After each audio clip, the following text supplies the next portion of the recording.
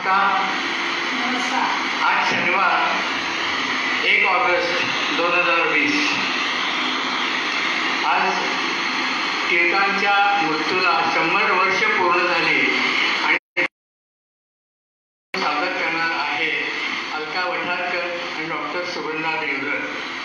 नेहमीप्रमाणे कार्यक्रमाची सुरुवात करण्यापूर्वी आपण प्रार्थनेने सुरुवात करूया. गुरुर्ब्रह्मा गुरुर्विष्णू गुरुर्देवो महेश्वरा गुरु साक्षात् परब्रह्म तस्मै श्री गुरवे नमः. आता पुढच्या शनिवारच्या कार्यक्रमाविषयी. पुढच्या शनिवार 8 तारीख 8 ऑगस्ट आणि त्यानंतर 12 तारखेला गोकुळाष्टमी आहे. तर त्यानिमित्त 8 ऑगस्टला श्रीकृष्ण या विषयावर एक कार्यक्रम सादर करणार आहे आपले सभासद श्रीनिवास कानडे आणि अनुराधा कानडे. आता आजच्या कार्यक्रमाविषयी. आज टिळकांचा आपण स्मृती शताब्दी दिन साजरा करत आहोत आणि त्यासाठी सांगितल्याप्रमाणे कार्यक्रम सादर करणार आहे अलका वठारकर आणि डॉक्टर सुगंधा देवधर. आता कार्यक्रमाची सूत्र मी अलका वठारकर यांच्याकडे सुपूर्द करतो.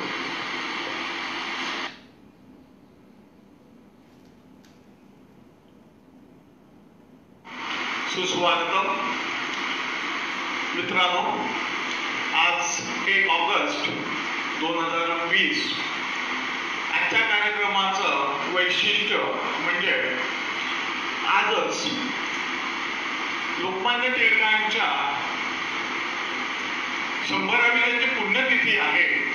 म्हणजे हा योग साधून आपण त्याला कपिल षष्ठीचा योग आहे असं म्हणू. तो योग साधून आज आपण हा कार्यक्रम सादर करत आहोत. कार्यक्रमामध्ये संपूर्ण टिळकांच्या बद्दल माहिती आणि जो एक कार्यक्रम आहे तो सर्व अलका वठारकर आणि डॉक्टर सुगंधा देवधर पुढे सादर करणारच आहे.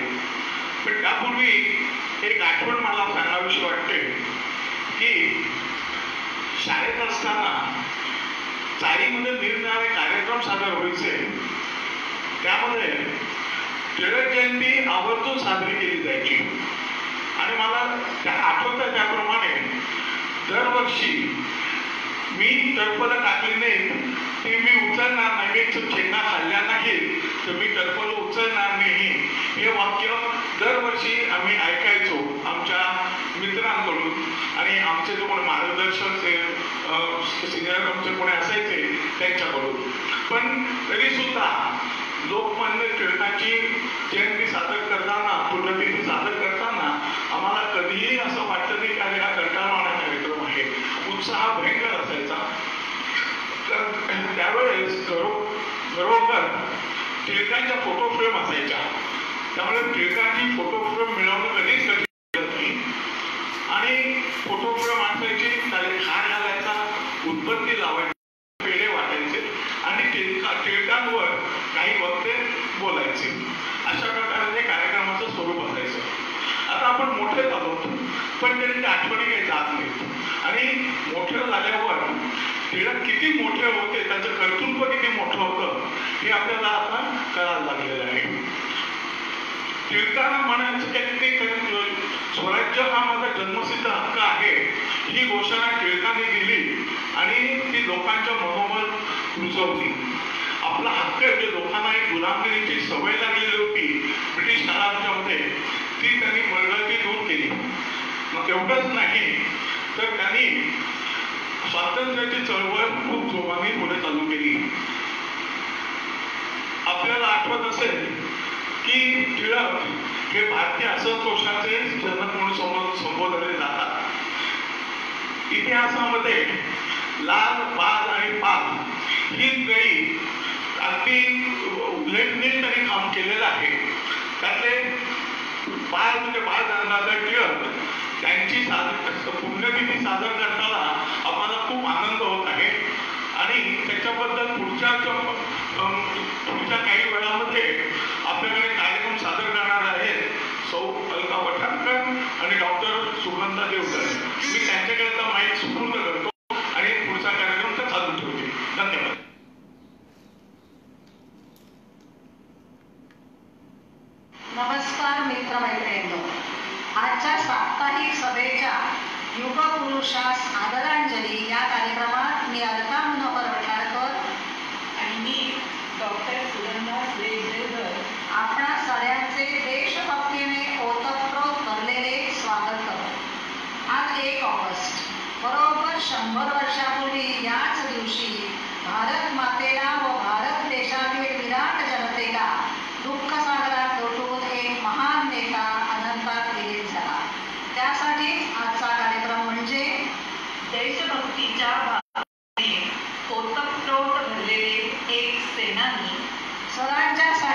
सारे जीवन अर्पण करणारा एक सच्चा देशभक्त, लोकांच्या मनात स्थान निर्माण करणारा एक महापुरुष, स्वदेशी, स्वराज्य, राष्ट्रीय शिक्षण, परदेशी मालावर बहिष्कार या चतुसूत्रीचा उद्गाता, एक भारतीय राष्ट्रवादी, एक आदर्श शिक्षक, समाज सुधारक आणि देशप्रेमी स्वातंत्र्य सैनिक, ब्रिटिश सत्तेविरुद्ध बुलंद आवाज उठवणारे एक बुलंद व्यक्तिमत्व, मराठा आणि केसरीचे संपादक, गणेशोत्सव, शिवजयंती उत्सव सुरू करणारा एक सच्चा समाजसेवक, प्रचंड धारणाशक्ती, तीव्र स्मरणशक्ती, थोर विचारवंत, कार्यनिष्ठ, वज्र निर्धार आणि विद्वान, पण जनसामान्यामध्ये आणि स्वातंत्र्य लढ्यातील हजारो लाखो तरुणांचा प्रेरणास्रोत. व्यासंग ही त्यांची विश्रांती होती, गीतेचे आचरण ही त्यांची प्रवृत्ती होती आणि स्वराज्य हा माझा जन्मसिद्ध हक्क आहे आणि ते मी मिळवणारच अशी गर्जना करणारे लोकमान्य बाळ गंगाधर टिळक आजच्या दिवशी म्हणजे 1 ऑगस्ट 1920 रोजी अनंतात विलीन झाले. टिळक युगाचा अस्त झाला. या घटनेनं आज 100 वर्ष पूर्ण झाली. त्यांच्या स्मृतिदिनानिमित्त लोकमान्यांच्या स्मृतीस आणि अशा प्रेरणादायी व्यक्तिमत्वास विनम्र अभिवादन करून एका युगपुरुषास आदरांजली वाहण्याचा हा एक प्रयत्न आपल्यासमोर आम्ही घेऊन आलो आहोत. आओ झुककर सलाम करे उनको, आओ झुककर सलाम करे उनको, जिनके हिस्से में ये मुकाम होते हैं वो लोग, खुश नसीब होते हैं वो लोग, जिनका लहू इस देश के काम आता है, जिनका लहू इस देश के काम आता है. 1856 या दिवशी रत्नागिरी येथे यांचा जन्म झाला. गंगाधर टिळक हे त्यांचे आईवडील. भारत मातेच्या एका सूर्यपुत्राचा उदय झाला.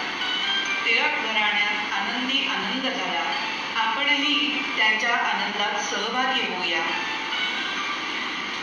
पाळण्याला झोका देऊया. माझी आई हा पाळणा म्हणत असे. त्यातील 2 ओळी आजही लक्षात आहेत. हा पाळणा गात आहे. आपल्याच एक हरहुन्नरी आणि मधुर तळ्याच्या गायिका सौ तृप्ती सरदेसाई. हा बाळ टिळक माझा नव्या नवसाचा.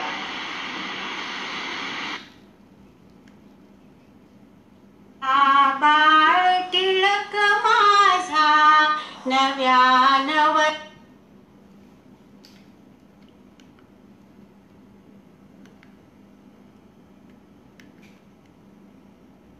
हा बाळ टिळक माझा नव्या नवसाचा. हा बाळ टिळक माझा नव्या नवसाचा.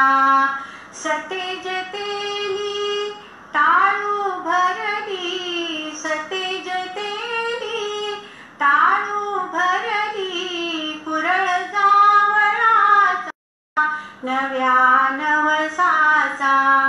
हा बाळ टिळक माझा नव्या नवसाचा. शुद्ध खादीचे हे, शुद्ध खादीचे अंगरखे हे, ताईत धर्माचा नव्या नवसाचा. हा बाळ टिळक माझा नव्या नवसाचा. उतरावासा नचवाटे हा, उतरावासा नचवाटे हा, बाळ कडेवरचा नव्या नवसाचा. हा बाळ टिळक माझा नव्या नवसाचा. अति हौसेने दूध पाजिले, अति हौसेने दूध पाजिले, चांदीचा चमचा नव्या नवसाचा. हा बाळ टिळक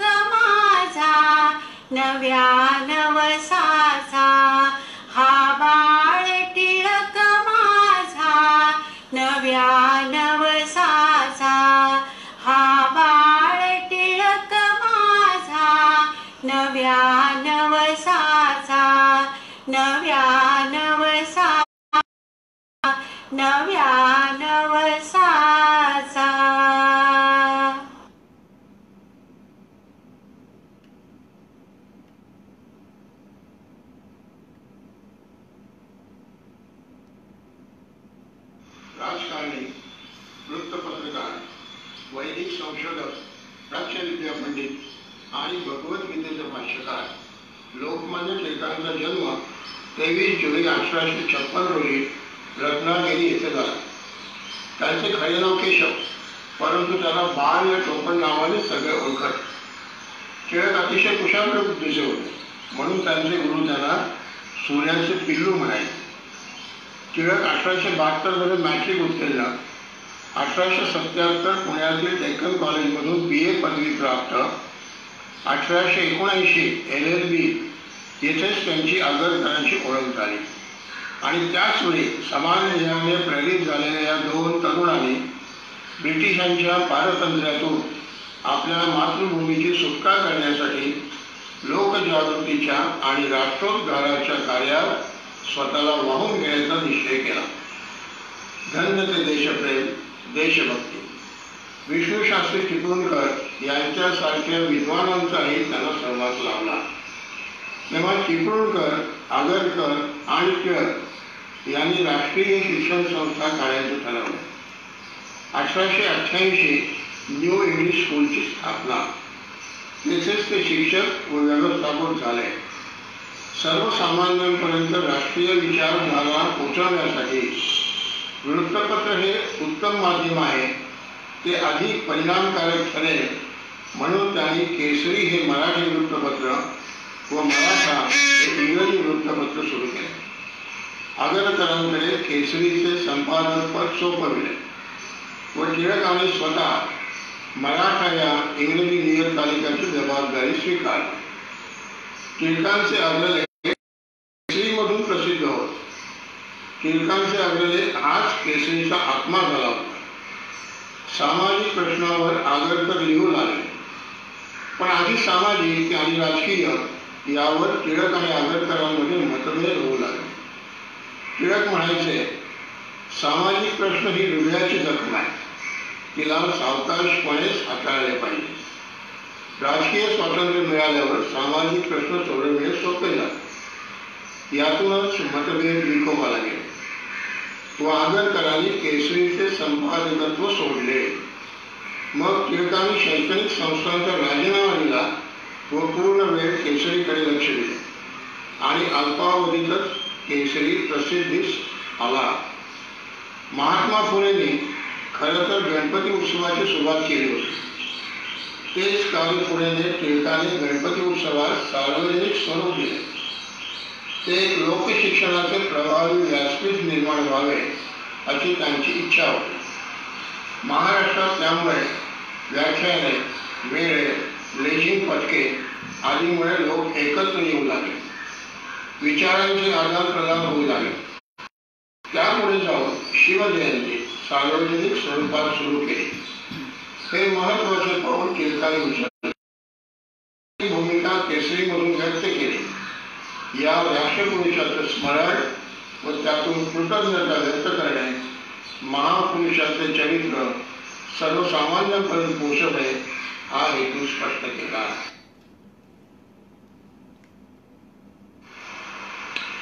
1876-77 साली पडलेल्या दुष्काळानंतर सरकारने फॅमिन रिलीफ कोड पास केला.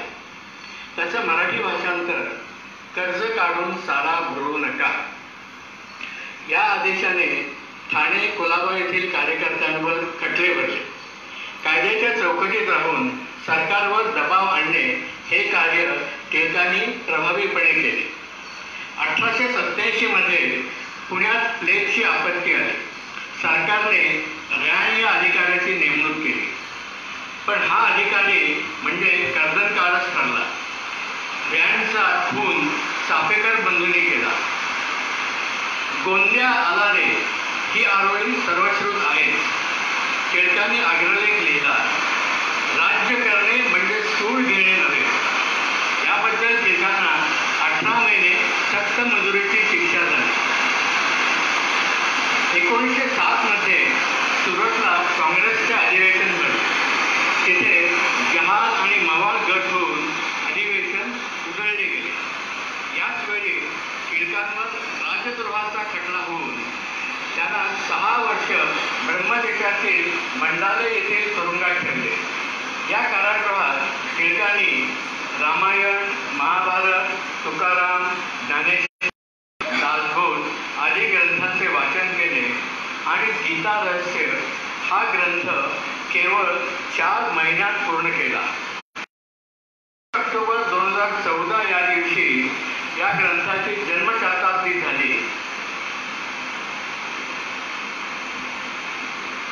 आणि त्यानिमित्त डॉ. सोमणी यांनी 100 व्याख्यानं दिली. त्यातील एक व्याख्यान पसायदान मंचने राम मंदिर सभागृहात आयोजित केले होते असं ते म्हणले. लोकमान्य टिळकांपूर्वी अनेक विद्वानांनी श्रीमद भगवद्गीतेचा अर्थ ज्ञानयोग, कर्मयोग आणि भक्तियोग असा सांगितला होता. लोकमान्य टिळकांनी हा अर्थ योग्य नाही असे प्रतिपादन करून हा ग्रंथ केवळ धार्मिक नाही तर संसारशास्त्र आणि निष्काम कर्मयोग शिकविणारा ग्रंथ आहे. कर्म करताना फळाची आसक्ती असू नये. निष्काम भावनेने कर्म करा, आपले कर्तव्य पार पाडा असे विचार मांडले होते. स्वातंत्र्यपूर्व काळातील निद्रिस्त समाजाला जागे करण्याचे टिळकांनी प्रयत्न केले. लोकमान्य टिळक यांनी लिहिलेल्या गीता रहस्य अथवा कर्मयोग शास्त्र हा ग्रंथ पहिल्यांदा 1915 मध्ये प्रकाशित झाला. हा ग्रंथ लिहिण्यापूर्वी लोकमान्य टिळक यांनी यावर 20 वर्ष चिंतन, मनन आणि अभ्यास केला व मंडावीच्या कारागृहात लिहिला आणि तुरुंगातून सुटल्यावर ग्रंथ प्रकाशित झाला. हा ग्रंथ म्हणजे गीतेचे अंतरंग परीक्षण तसेच बहिरंग परीक्षण होय. या ग्रंथाची प्रथमावृत्ती 854 पानांची होती आणि या ग्रंथात कर्मजिज्ञासा, कर्मयोग शास्त्र, आदिभौतिक सुखवाद, सुखदुःख विवेक, कापितेय संख्याशास्त्र किंवा क्षराक्षर विचार, संन्यास व कर्मयोग, भक्तिमार्ग इत्यादी 15 प्रकरणे आहेत. हा ग्रंथ मुंबई मराठी ग्रंथसंग्रहालयाच्या बोरिवली येथील शाखेत उपलब्ध आहे.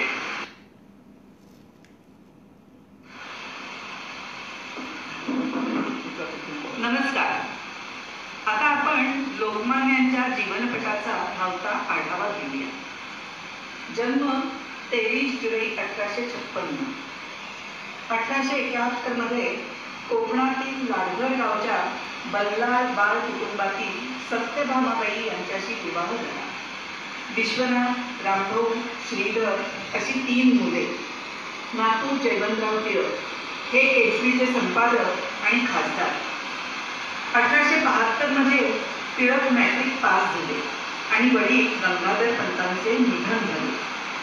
1876 मध्ये BA उत्तीर्ण झाले. 1881 छापखाना काढला. केसरी आणि मराठा वृत्तपत्रे सुरू झाली. 1882 डोंगरी तुरुंगातून सुटका झाली.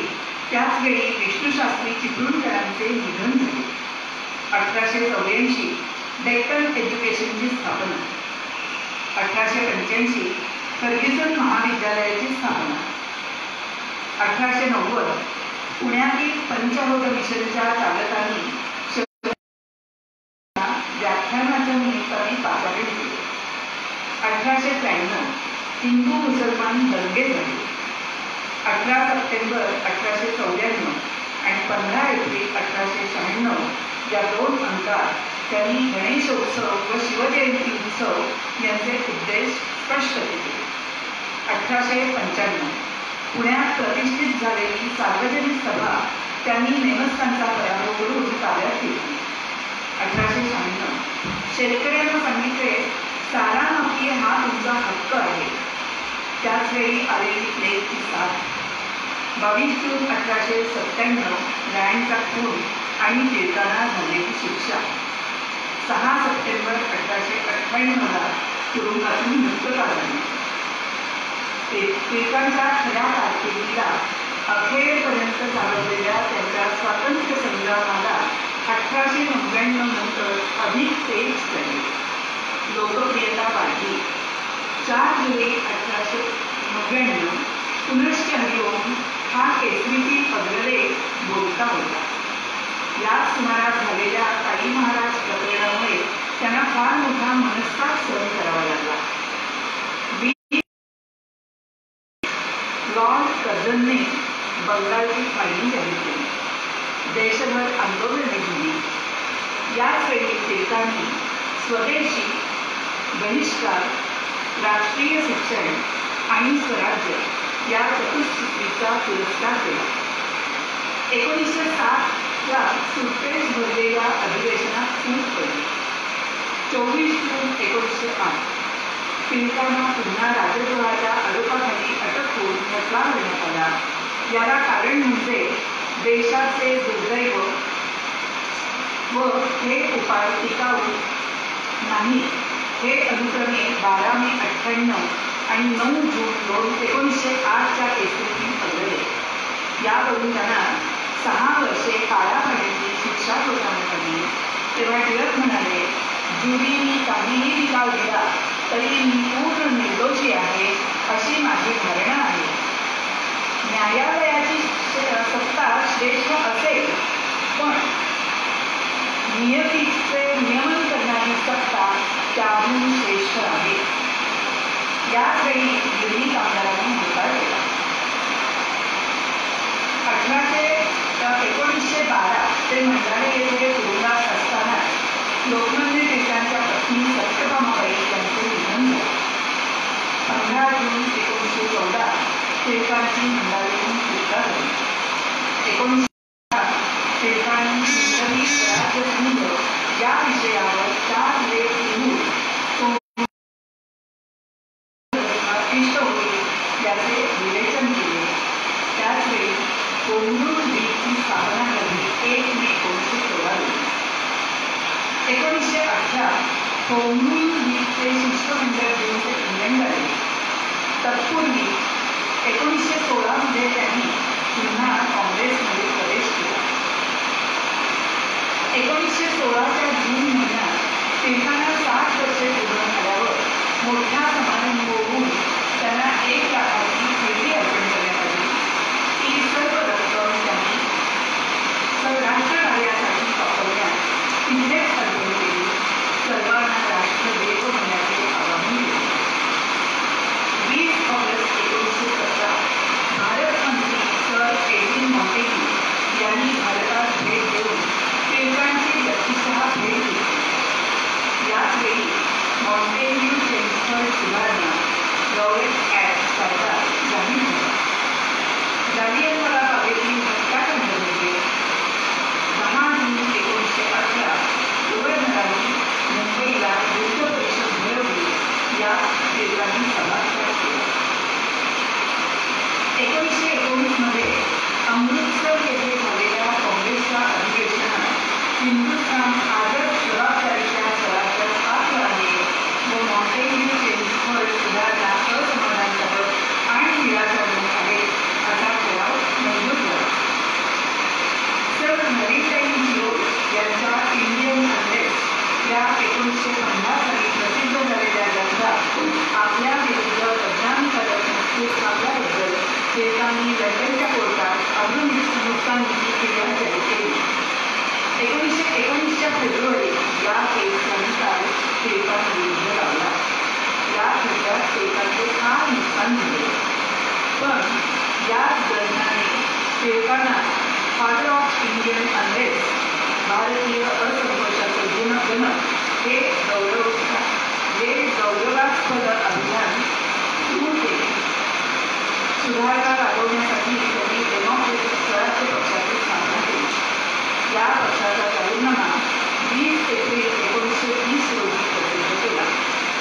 टिळकांनी आपले धन प्रामुख्याने राजकीय चळवळीकडे लावले. त्यासोबत सामाजिक कार्याही सांगितली. पंचांग सोडून हा त्यांचा व्यासंग त्यांना लहानपणापासूनच होता. पुढे तो त्यांनी अधिक शास्त्र सिद्ध केला. आपल्या ग्रंथाद्वारा प्रसिद्ध केला. वर्णमाला छापण्याची कामगिरी त्यांनी केली. कलकत्ता येथील ऐतिहासिक काँग्रेस अधिवेशन टिळकांचे नाव पंडित मालवीय यांनी शिकवले होते, परंतु तत्पूर्वी टिळकांचे मुंबईत काही दिवसाच्या आजारानंतर देहावसान झाले. 15 वर्षे पिता होता. अखेरीस मलेरिया आणि अतिश्रम यामुळे थकवा. टिळकांच्या मृत्यूची बातमी पसरताच सारा देश दुःखाच्या सागरात घुसला. महात्मा गांधींनी 1 ऑगस्ट हा दिवस सहसहकाराच्या चळवळीचा शुभारंभ म्हणून मुद्रित केला. श्रद्धांजलीत ते म्हणतात, त्यांची राष्ट्रभक्ती ही आसक्ती होती. त्यांचा धर्म म्हणजे देशप्रेम. ते जन्मतःच लोकशाहीवादी होते. त्यांचे जीवन म्हणजे ग्रंथ म्हणावा लागेल. त्यांची दुर्गम्य इच्छाशक्ती त्यांनी देशहितासाठी खर्ची होती. लोकमान्यांइतके सातत्याने कोणत्याही व्यक्तीने स्वराज्याचे तत्व आत्तापर्यंत सांगितले नव्हते. इतिहासात त्यांचे नाव आधुनिक भारताचे शिल्पकार म्हणून नोंदवले जाईल आणि भावी पिढी लोकमान्य नेता म्हणून आदराने त्यांचे स्मरण करू. नमस्कार. लोकमान्य टिळक जयंती वा पुण्यतिथी शाळांमधून साजरी होते तेव्हा मुलं छोट्या छोट्या गोष्टी सांगतात आणि एकच गोष्ट आपण बऱ्याच वेळा ऐकलेली असते. आज तीच गोष्ट घेऊन येत आहे माझी नात. एकदा सांगितल्यानंतर तिने स्वतःच कंपोज केली आणि आपल्यापुढे सादर करण्यास ती सज्ज झाली. चला तर ऐकूया लोकमान्य टिळकांची एक गोष्ट चिरंजीव कडून. हाय सर्व आजी आजोबांना माझा नमस्कार. मी सान्वी, आबाजी आबांची नात. खरं तर सगळे आजी आजोबा आम्हाला गोष्ट सांगतात, पण आज मी सर्व आजी आजोबांना एक छोटीशी गोष्ट सांगणार आहे. माझ्या गोष्टीचं नाव आहे लोकमान्य टिळक. खरं तर आज लोकमान्य टिळकांची 100वी पुण्यतिथी आहे, म्हणून एक छोटीशी गोष्ट त्यांच्यावर. एकदा जेव्हा टिळक लहान होते ते शाळेत गेले. शाळेत कोणीतरी शेंगा खाऊन टरफले खालती फेकलेली. मग थोड्या वेळाने शिक्षक आले वर्गात. शिक्षकांनी ते टरफल्यात बघून त्यांना आला खूप राग. मग ते बोलले की या शेंगा ज्याने पण खाल्लेत मला आत्ताच्या आत्ता सांगा. मग मात्र कोणीच काही बोले ना. मग शिक्षकांना आला अजून राग. मग शिक्षकांनी चिडून विचारलं, सगळ्यांनी हा क्लास साफ करायचा. मग सगळी मुलं तो क्लास साफ करायला लागली, पण मात्र लोकमान्य टिळक त्यांच्या जागेवर उभे राहिले.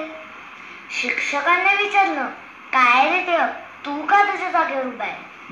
मग टिळक बोलले, मी शेंगा खाल्लेल्यात, मी टरफले उचलणार नाही. बघितलं का आजी आजोबा, आपले टिळक आपल्याला आधीपासूनच सांगतात की स्वतःवर झालेला अन्याय कधीच सहन नाही करायचा. Bye bye. घरात राहा, खुश राहा, हसत राहा. बाय. नमस्कार मंडळी. आपल्या ज्येष्ठालयात 21 मार्चला साताऱ्याचे श्रीयुत प्रसाद चाफेकर यांचे व्याख्यान टिळकांवर आयोजित केलेले होते, पण लॉकडाऊनच्या परिस्थितीमुळे ते आपल्याला घेता आले नाही. पण आजच्या दिवसासाठी आठवणीने त्यांनी आपला एक व्हिडिओ यूट्यूबवर पाठवलेला आहे. त्याच्यातील सारांश आता आपल्यापुढे सादर करीत आहे आणि यूट्यूबची लिंक सुद्धा देत आहे. तेव्हा हा व्हिडिओ नंतर अवश्य बघा. तेव्हा आता आपण ऐकूया प्रसाद चाफेकर यांना. कारण ते त्यापूर्वीच कामाला लागलेले होते. म्हणजे 28 एप्रिल 1916 त्यांनी साम्राज्यांतर्गत स्वराज्यासाठी होम रूल लीग या नावाच्या संघटनेची स्थापना केली. आता टिळकांना स्वतःच्या आधिपत्याखाली, स्वतःच्या वर्चस्वाखालची एखादी संघटना हवी होती त्या काळामध्ये. टिळक होते, परंतु काँग्रेसवर त्यांचं वर्चस्व नव्हतं आणि या होम रूल लीग मुळे ते मात्र वर्चस्व येणार. आता होम रूल लीगची स्थापना ही बेळगावला झाली होमरूलचा अर्थ टिळकांनी असा काढला होता, म्हणजे असा लावला होता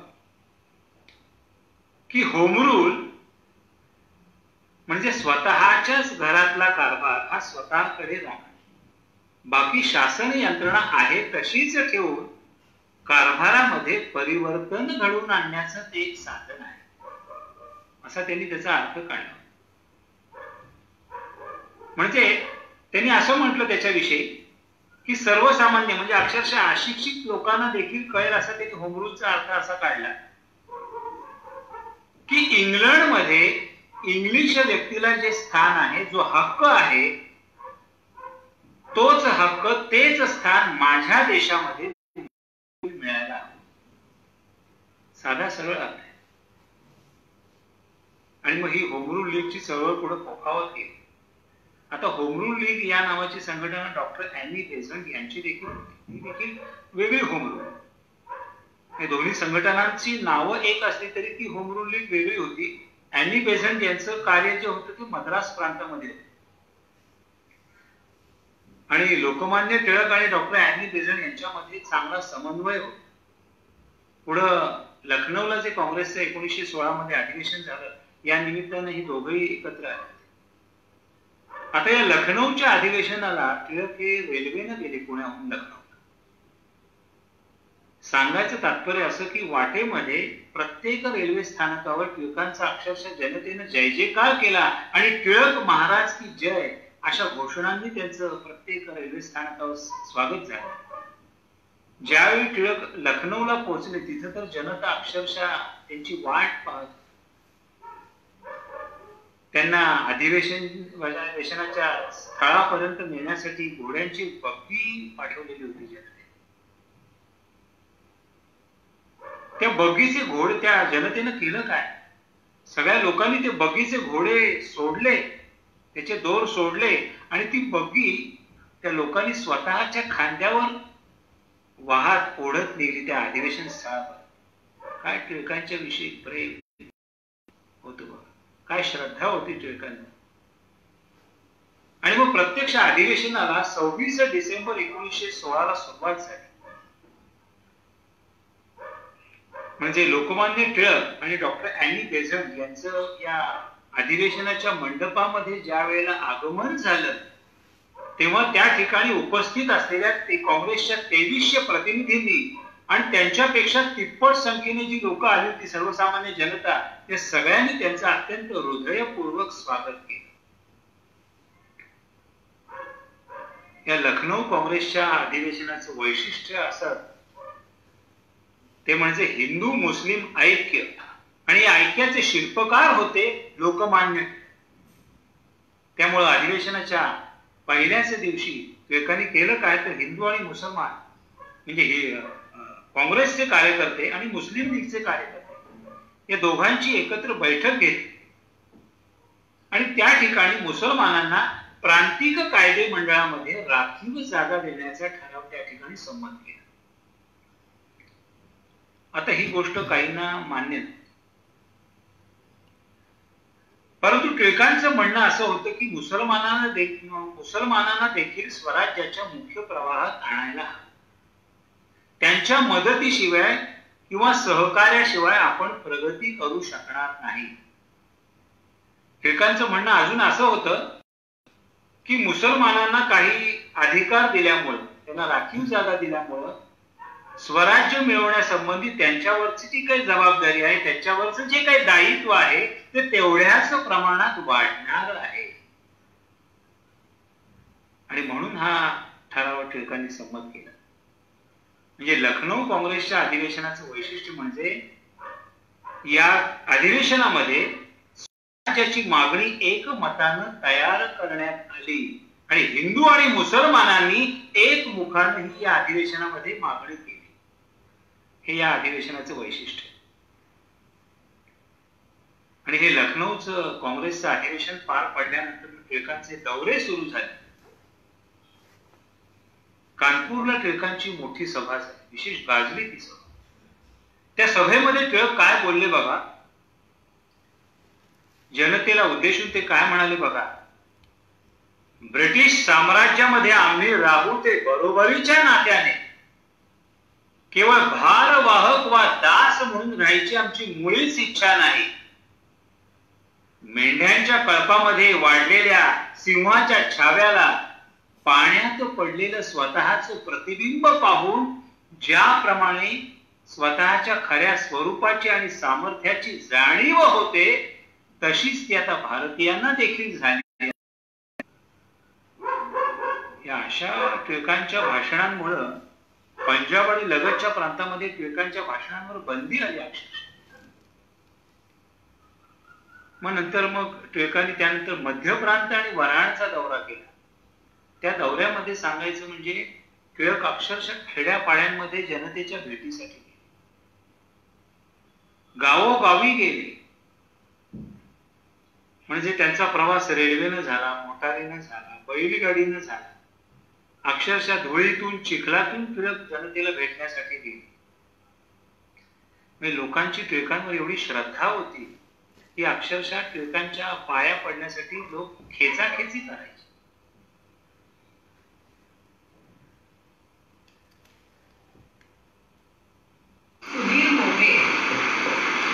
सुधीर मोघे हे एक मराठी कवी, गीतकार आणि संगीतकार होते. नाट्य अभिनेते श्रीकांत मोघे यांचे थोरले बंधू. त्यांना ऐकण्याचा योग आपल्याला यशवंतराव चव्हाण सभागृहात ज्येष्ठ नागरिक दिनी आला होता, हे आपल्याला आठवत असेलच. त्यांनी लोकमान्यावर एक कविता लिहिली होती. चला तर ती कविता ऐकूया आता अलकाकडून.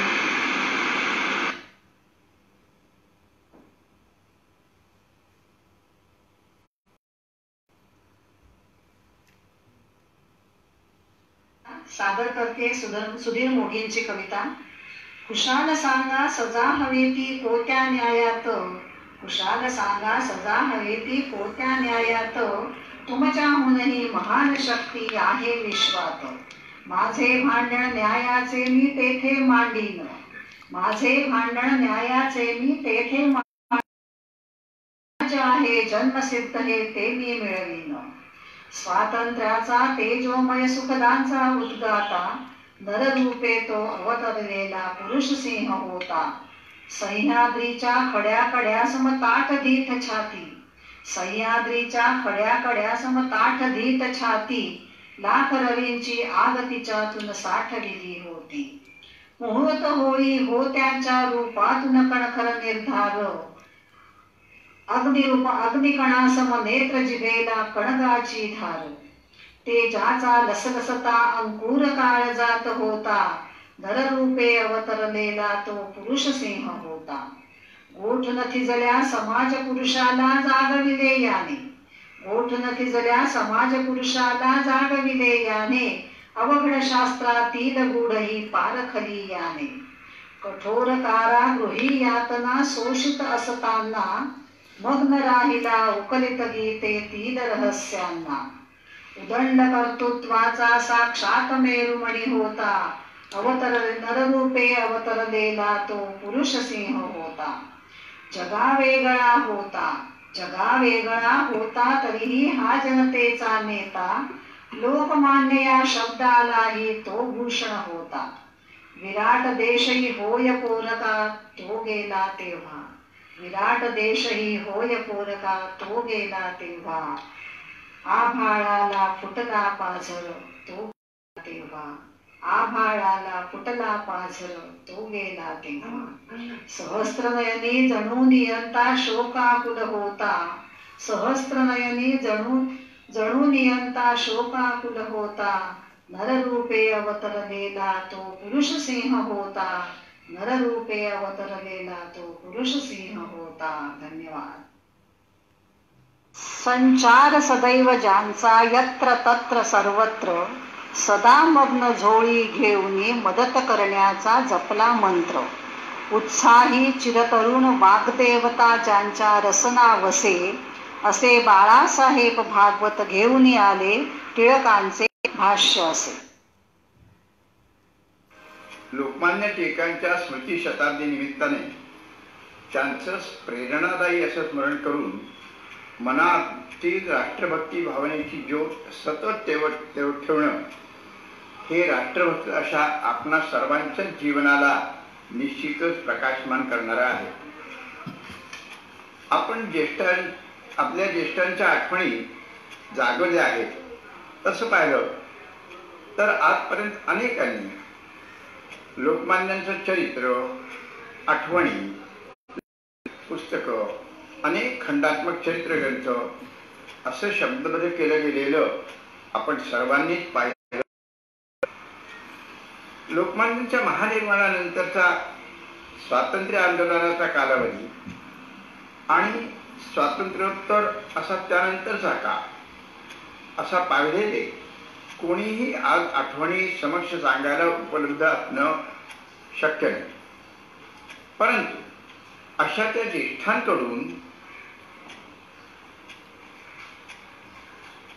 ज्येष्ठांमध्ये लोकमान्यांच्या जीवनातील आठवणी आपल्या आई वडील, नातेवाईक यांच्याकडून ऐकल्या आहेत असे मात्र आजही भेटू शकतात. मी स्वतः त्यांच्यापैकीच एक भाग्यवान.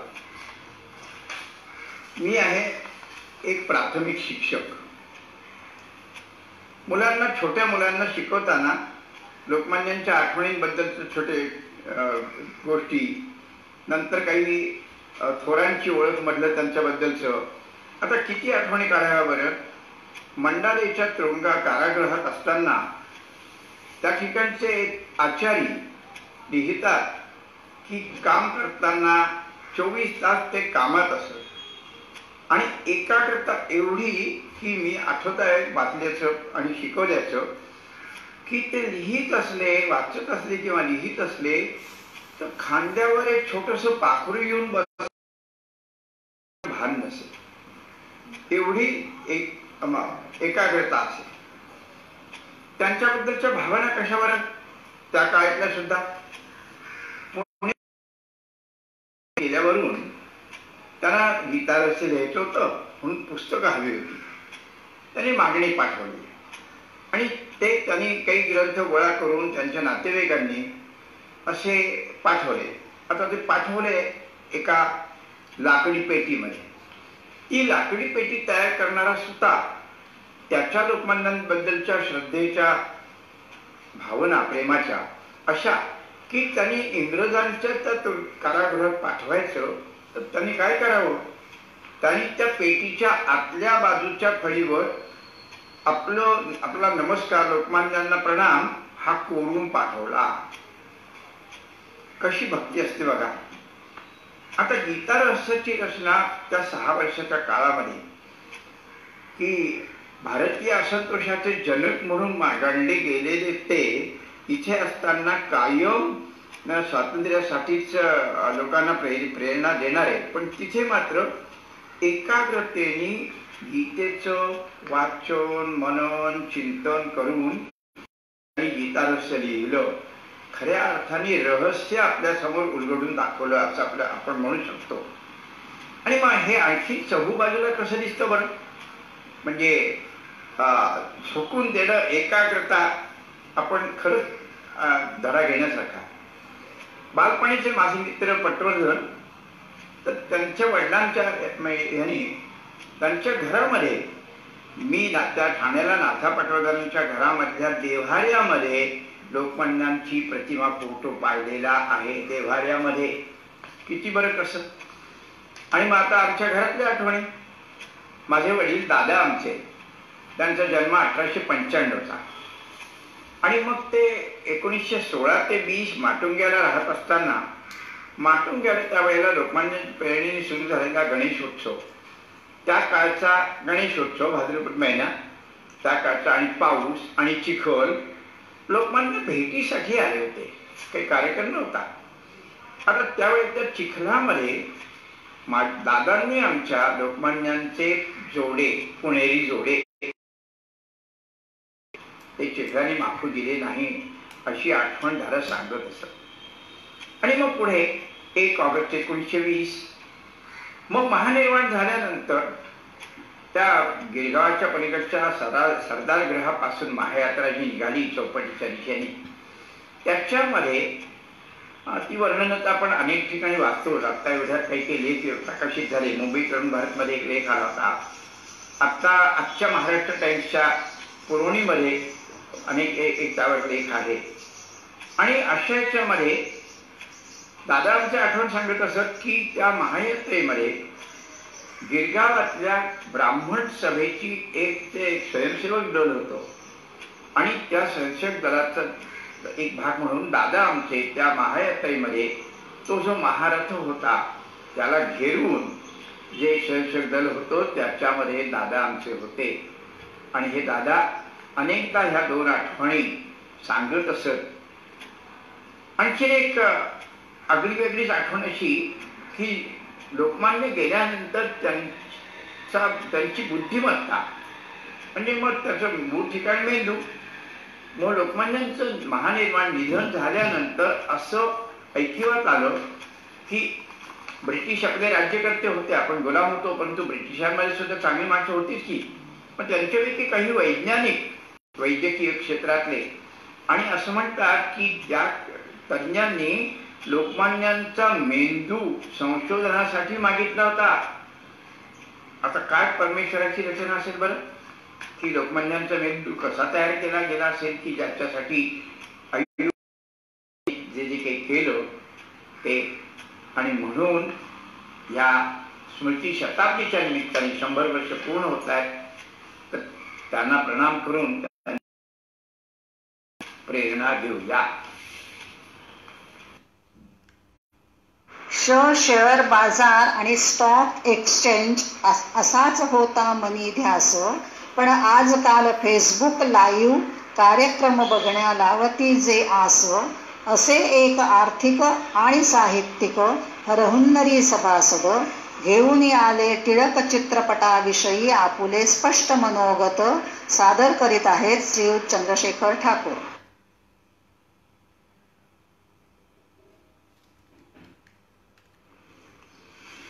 चं स्वातंत्र्य युद्ध इंग्रजांनी चिरडून टाकलं, त्याला फार वर्ष लोटली नव्हती. मात्र या घटनेनं लोक मनानं इतके खचले होते की भारतीय जनता संपूर्णपणे हतवीर्य होऊन इंग्रज हेच आपले मायबाप, इंग्रज म्हणतील तेच आणि त्यांचंच सगळं बरोबर अशा निष्कर्षाप्रत आली होती. अशा काळी थंड लोळागोळा होऊन पडलेल्या हिंदुस्थानला ऊब आणली आणि त्यानंतर या उभेचं रूपांतर धगधगद्या वणव्यात केलं ते लोकमान्य बाळ गंगाधर टिळक यांनीच.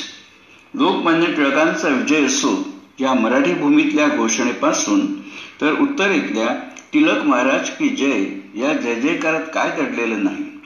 जनसामान्यांनी दिलेल्या या पदवीपासून राज्यकर्त्यांच्या तोंडून फादर ऑफ इंडियन अनरेस्ट म्हणजेच भारतीय असंतोषाचे जनक या संबोधनाचे धनी असलेल्या लोकमान्य बाळ गंगाधर टिळकांच्यावर आजवर अनेक लेख आणि पुस्तकं लिहिले गेली. चरित्र लिहायचं म्हटलं की किती लिहावं याला बंधन नसतं. मात्र एखाद्या ऐतिहासिक व्यक्तिमत्वाचं चित्रण चित्रपटाच्या माध्यमातून करायचं म्हटलं तर ते मात्र अतिशय आव्हानात्मक काम ठरतं.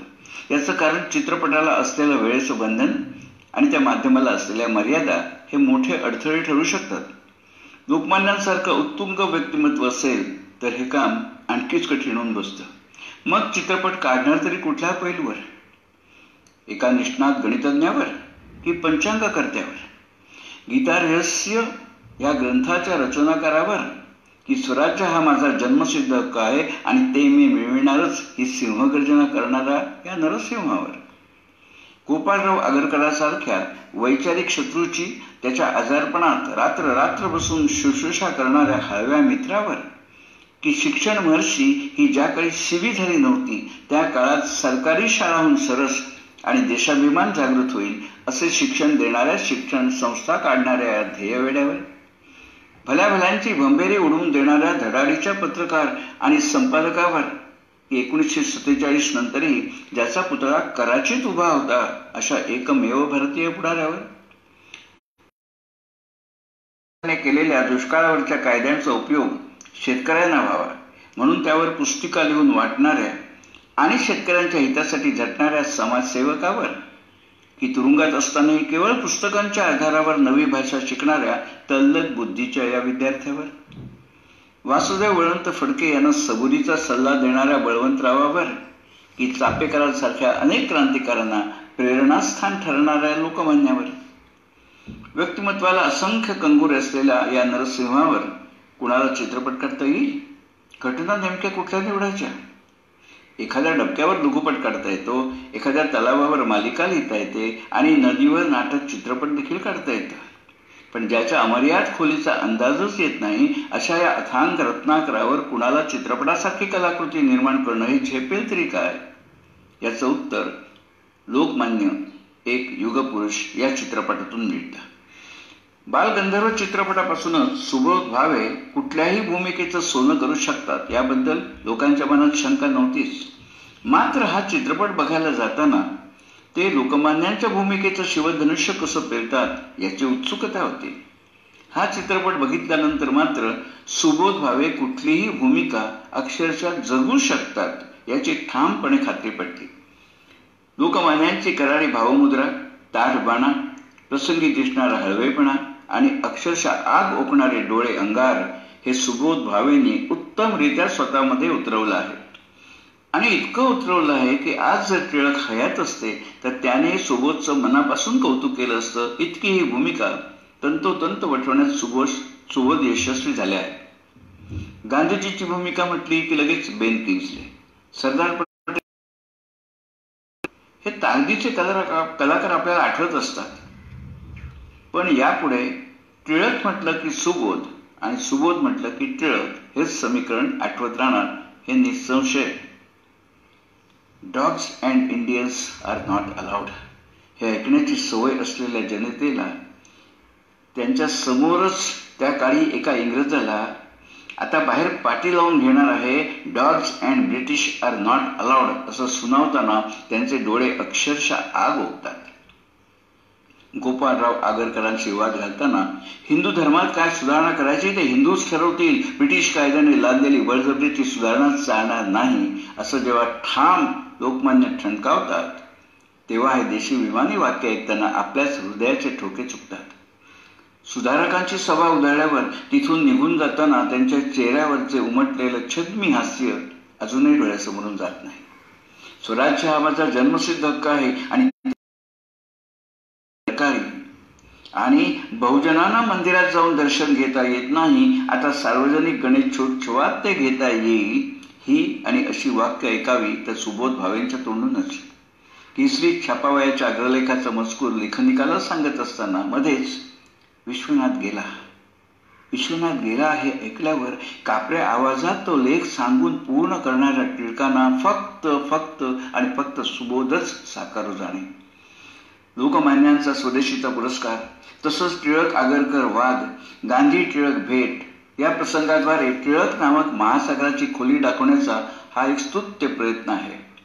भारतीय राजकारणावर ज्यांचा तीव्र प्रभाव पडतो आणि आपल्याला प्रचंड अडचणीचे ठरू शकतात अशा नेत्यांना पाताळयंत्री ब्रिटिशांनी भारतीय जनतेपासून लांब ठेवण्याचं धोरण अवलंबलं आणि या राष्ट्रभीतीतूनच लोकमान्यांना आयुष्याची तब्बल 6 वर्ष ब्रिटिशांनी भारताबाहेर म्हणजेच मंडालेमध्ये लोकांपासून लांब ठेवलं. लोकमान्यांना आणखी फक्त 10 वर्षांचं आयुष्य मिळतं तर भारतीय स्वातंत्र्य लढा आणि एकूण राजकारण याचा चेहरा मोहरा आज काही वेगळाच दिसला असता हे निश्चित. तुमचे, आमचे, सर्वांचे लोकमान्य, दुसरं काही नाही. संत नाही, महंत नाही, महात्मा नाही, देव माणूस नाही किंवा तत्सम काहीही नाही. लोकांना मान्य असलेला तो लोकमान्य.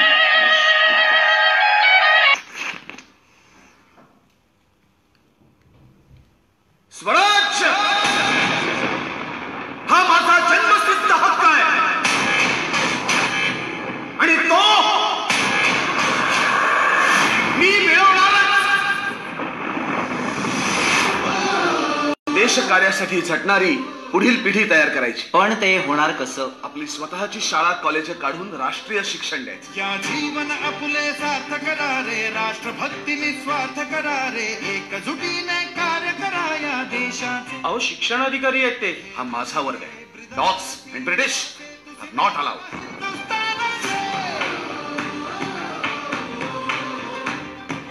देशकार्य म्हणजेच देवकार्य. 1857चं बंड मोडून का पडलं? राणी लक्ष्मीबाई, तात्या टोपे यांचं बलिदान वाया का केलं? कारण आपण एकत्रपणे लढलोच नाही. खूप झाल्या योजना, खूप झाले विचार. आता एकतर मरा नाहीतर मारा. तुम्ही दोषी आहात हे मान्य करून घ्यावं लागत आहे. कितीही संकट आली, आभाळ जरी कोसळलं तरी त्यावर पाय ठेवून उभा राहील मी.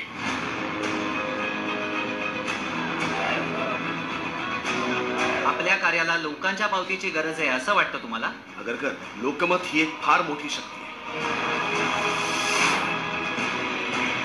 तुम्ही गाभाऱ्यातल्या श्री गणेशाला थेट रस्त्यावर आणून शिक्षा केल्यासारखा उभा केला. दादा नमस्कार, मी दामोदर हरी चाफेकर. गोंदिया आला रे. कोण कुठला आहे हा इंग्लंड देश?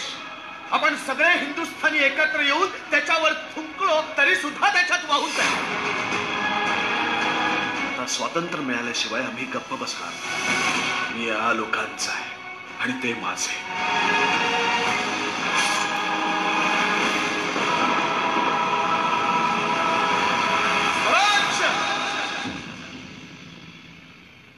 नमस्ते तिलक सर, मैं मोहनदास गांधी. मुझे लगता है कि अगर हम अहिंसा के मार्ग से स्वराज मांगे तो... गांधी, 25 सालों से मैं ब्रिटिशों से लड़ रहा. स्वराज्य के लिए खून बहाना ही होगा, नहीं तो मिले हुए स्वराज्य की कोई कीमत नहीं रहेगी.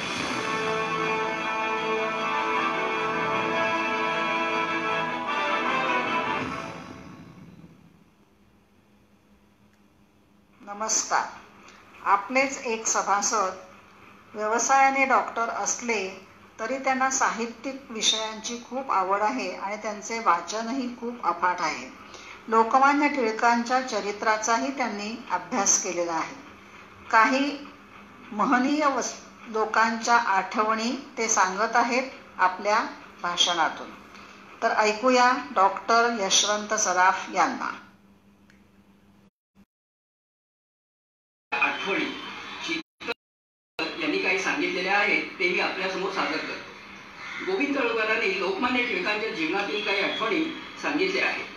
टिळक शालेय जीवनात व पुढे महाविद्यालयात अत्यंत बुद्धिमान विद्यार्थी म्हणून नावाजलेले असले तरी त्यांना शिष्यवृत्त्या कधी मिळाल्या नाही. एकदा त्यांच्या चुलत्यांनी तसे त्याला बोलून दाखवले. 2-4 वेळा त्यांचे ऐकल्यावर टिळकांनी त्यांना उत्तर दिले. टिळक म्हणाले, स्कॉलरशिप मिळवण्यासाठी अवघ्या विद्वत्तेची गरज आहे की लोकांची समजूत आहे? ती पुष्कळ अशी चुकीची आहे. विद्वत्तेबरोबर आणखी काही गुण संपादावे लागतात. ते गुण म्हणजे प्रोफेसर साहेबांच्या कृपेची साधने. ती साधने माझ्याजवळ नाही व ती संपादून स्कॉलरशिप मिळावी अशी माझी इच्छाही नाही. स्कॉलरशिपसाठी विद्या नाही, विद्येसाठी स्कॉलरशिप आहे अशी माझी समजूत आहे. असा समज देणाऱ्याचा जेव्हा होईल तेव्हा आपण मिळेल. पुढे टिळक स्वतः शाळेत व महाविद्यालयात शिकवू लागले. त्यांच्या शिकवण्याविषयीच्या काही आठवणी वामनराव तळवलकर केल्या आहेत. ते सांगतात, मी न्यू इंग्लिश स्कूल शाळेमध्ये 6वी किंवा 7वीत शिकत असे. त्यावेळी मला एक उदाहरण अडले. ते मी प्रथम प्रोफेसर भानू यांना विचारले. त्यांनी ते समजावून दिले पण मला ते समजले नाही. पुढे ओक शास्त्री वर्गावर आले. त्यांनाही विचारले. ते म्हणाले, अरे त्यात आहे रे काय, हे अगदी सोपे आहे असे म्हणून त्यांनी सांगण्याचा प्रयत्न केला. तरी माझ्याप्रमाणे इतरांच्याही त्या डोक्यात शिरेना. अखेर शेवटी बळवंतराव वर्गावर आले. त्यांना विचारले. ते म्हणाले, फळ्याकडे जा आणि चमत्कार असा की अशा काही अद्भुत रीतीने त्यांनी ते उदाहरण मांडण्यास सांगितले की ते मांडताच विजेप्रमाणे लखकन माझ्या डोक्यात प्रकाश पडून पुढील रीत करण्याआधीच मी आनंदाने हो समजले असे म्हटले. C.D. देशमुख यांनी आपल्या गुरूंबद्दल सांगितलेली आठवण अशी. ते म्हणतात, मी फर्ग्युसन कॉलेजमध्ये शिकत होतो. त्यावेळीची गोष्ट आहे. त्यावेळी लोकमान्य टिळक आम्हाला प्रोफेसर होते. एक दिवस त्यांनी प्रिन्सिपल साहेबांना सांगितले की मला तातडीने अर्थशास्त्रावर एक लेख लिहायचा आहे. एखाद्या हुशार विद्यार्थ्याला माझ्याकडे पाठवा. मी भराभर मजकूर सांगेन की तो विद्यार्थी लिहून काढेल. प्रिन्सिपलांनी मला टिळकांकडे जायला सांगितले. आपल्या आवडत्या गुरूचे काम करायला मिळणार म्हणून मी खुशीने त्यांच्या घरी गेलो. टिळक तयार होते. ताग येऊन त्यांनी सांगितलेला मजकूर बराबर लिहू लागलो. 7-8 ओळी लिहून होतायत न होतायत तोच कोणीतरी त्यांना भेटावयास आले. त्यांचेही काम महत्वाचे होते. लेख अपूर्ण राहणार म्हणून टिळक चिंतेत पडले. मी म्हणालो, गुरुवर्य, आपण मला लेखाची रूपरेषा सांगा, त्याबरोबर मुद्देही सांगा. त्याच्या आधाराने मी लेख तयार करतो. आपल्याला पसंत पडला तर स्वीकारा, नाहीतर तुम्ही पुन्हा सांगा, मी लिहून काढेन. गुरुवर्य हसले. केवळ माझा विरस होऊ नये म्हणून रूपरेषा सांगितली व पाहुण्यांशी बोलायला गेले. दुसऱ्या दिवशी मी ग्रंथालयात जाऊन दिलेल्या मुद्द्यांनुसार पुस्तके चाळली, लेख उत्तम अक्षरात उद्देशित लिहून काढला व लोकमान्याकडे घेऊन गेलो. टिळकांनी लेख वाचायला सुरुवात केली. त्यांच्या चेहऱ्यावर अविश्वास नव्हता तर प्रसन्नता दिसली. लोकमान्यांनी आनंदाने माझी पाठ थोपटली व डोक्यावर हात ठेवून मला आशीर्वाद दिला की चिंतामणी, एक दिवस तू आपल्या देशाचा अर्थमंत्री होशील. लोकमान्यांचे आशीर्वाद फळाला आले व C.D. देशमुख स्वतंत्र भारताचे अर्थमंत्री झाले. धन्यवाद. सूर आणि ताल एकत्र जोडी जिथे नांदते, तिथे सदैव संगीताची धून आनंदे बरसते. अशा गोड गळ्याची ज्योती आठवले, घेऊन आली लोकमान्यांचे एक गीत स्वतः स्वरबद्ध केलेले. अन्यतो चालिता समाज कैवारी, लोकमान्यतो चालिता समाज कैवारी. स्वातंत्र्याचा हक्क गरजला, लढला नरकेसरी, लढला नरकेसरी.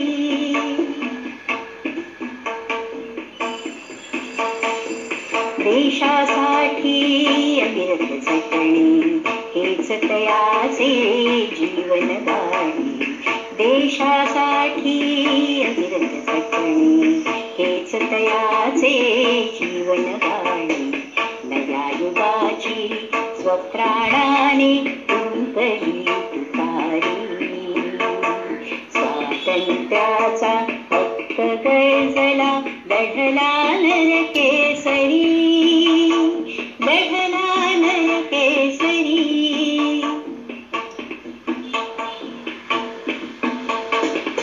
महाराष्ट्राचा जनक शोभ आणि त्यांच्या वंदन करीतो.